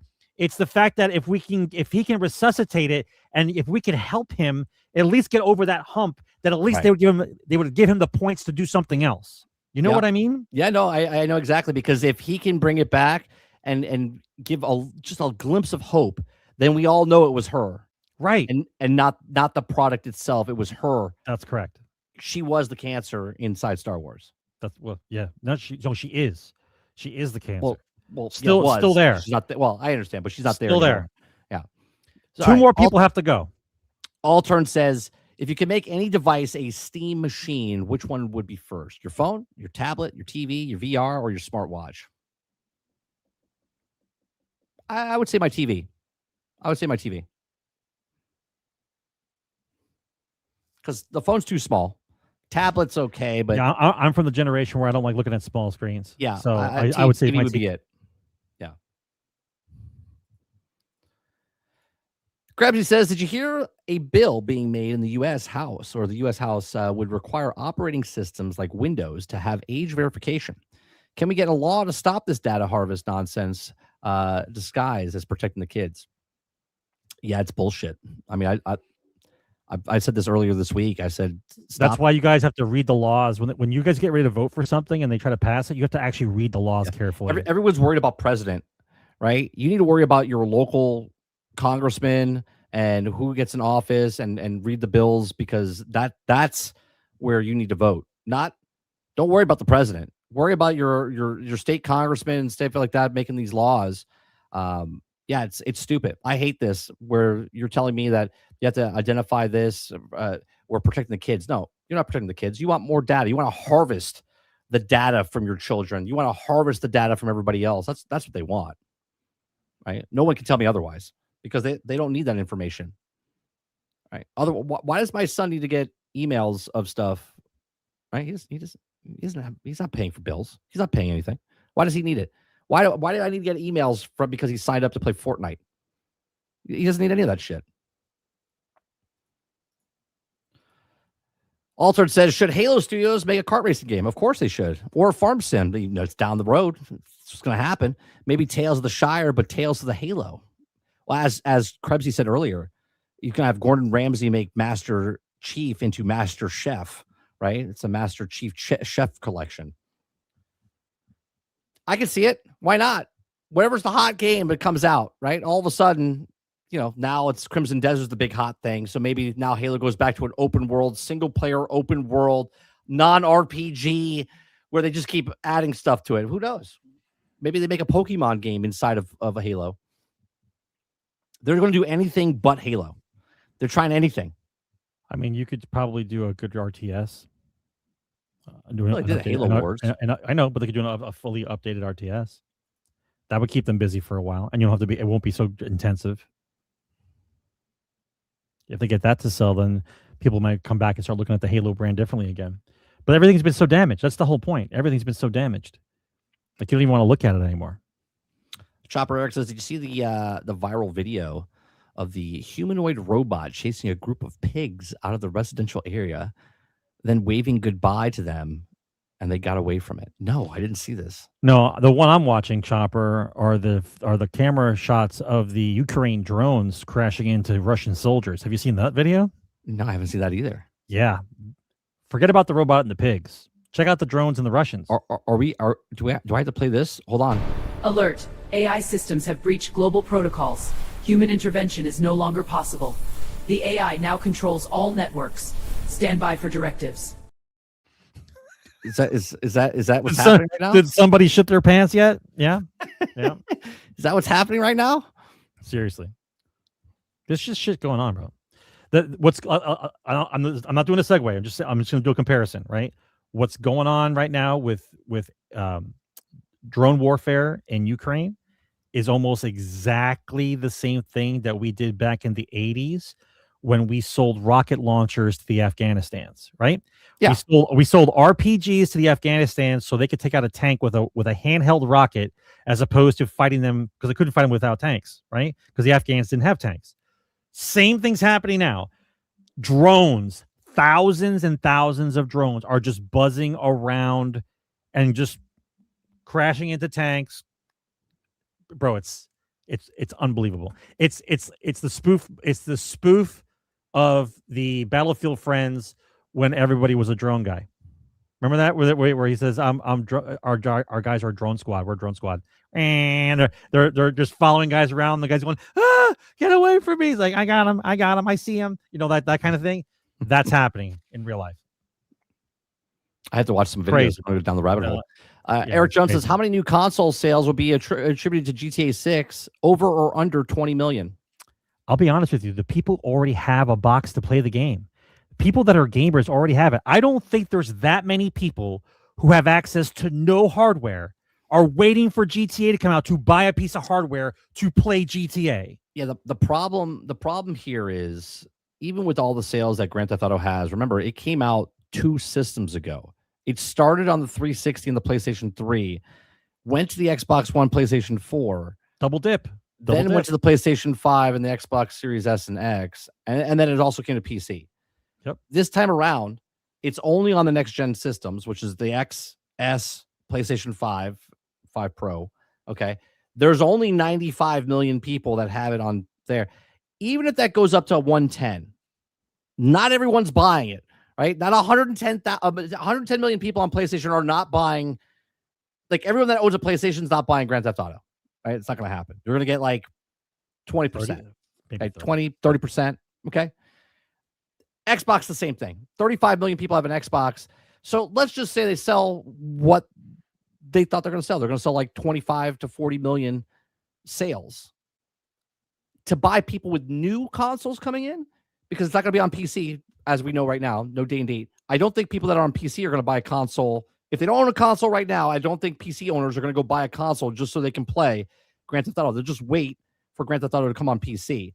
So if your question is how many new console sales will be to GTA 6, over or under 20, I'm going to say under 20 million units for brand new people that don't already own a console. It's going to be under 20 They don't own something that can run it.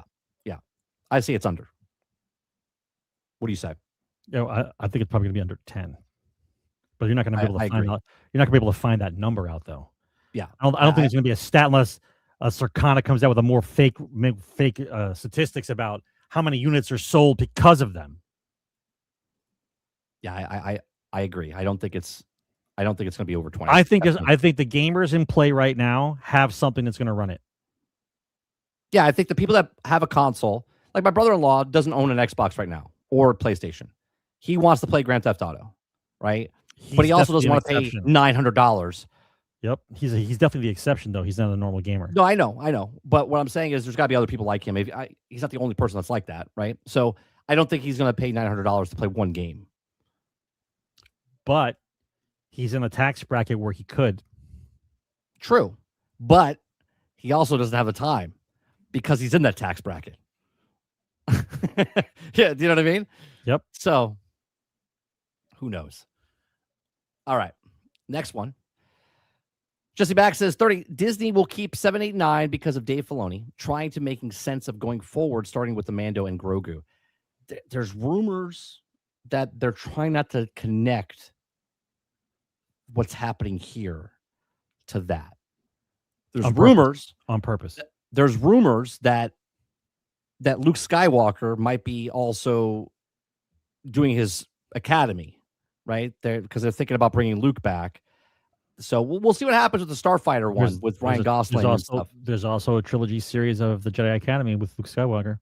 Yep. So we'll see. We'll see what happens. Here's my question to you guys: Do you think we see in Grogu and Mando? Do we see a possibility of Luke, Han, and Leia as just a quick, Easter egg or whatever inside the movie? I don't know, man. I think Farva. I think Farva from fucking Super Troopers. Favreau. Saying Farva. Fucking Super Trooper. You want to know why? Did you watch the new Super Trooper? Did you watch the new Super Troopers trailer? Yeah. That's why I had it stuck in my head. So not Brett Favre. That's the football player. John Favreau. I'm all over the place on this one, bro. Jon Favreau needs all the help he can get. So I think possibly, you're going to see some kind of Luke or Leia reference in there. I'm pretty sure. I mean, do you want to see them? No, but he'll use whatever he needs to help him. That's not what my question is, Eric. My question is, do you think we see them? Not that if you don't want to see them or not. Do they go to that? Do they put their hand in the bag to pull out one of the guys, if not both or three? It's possible.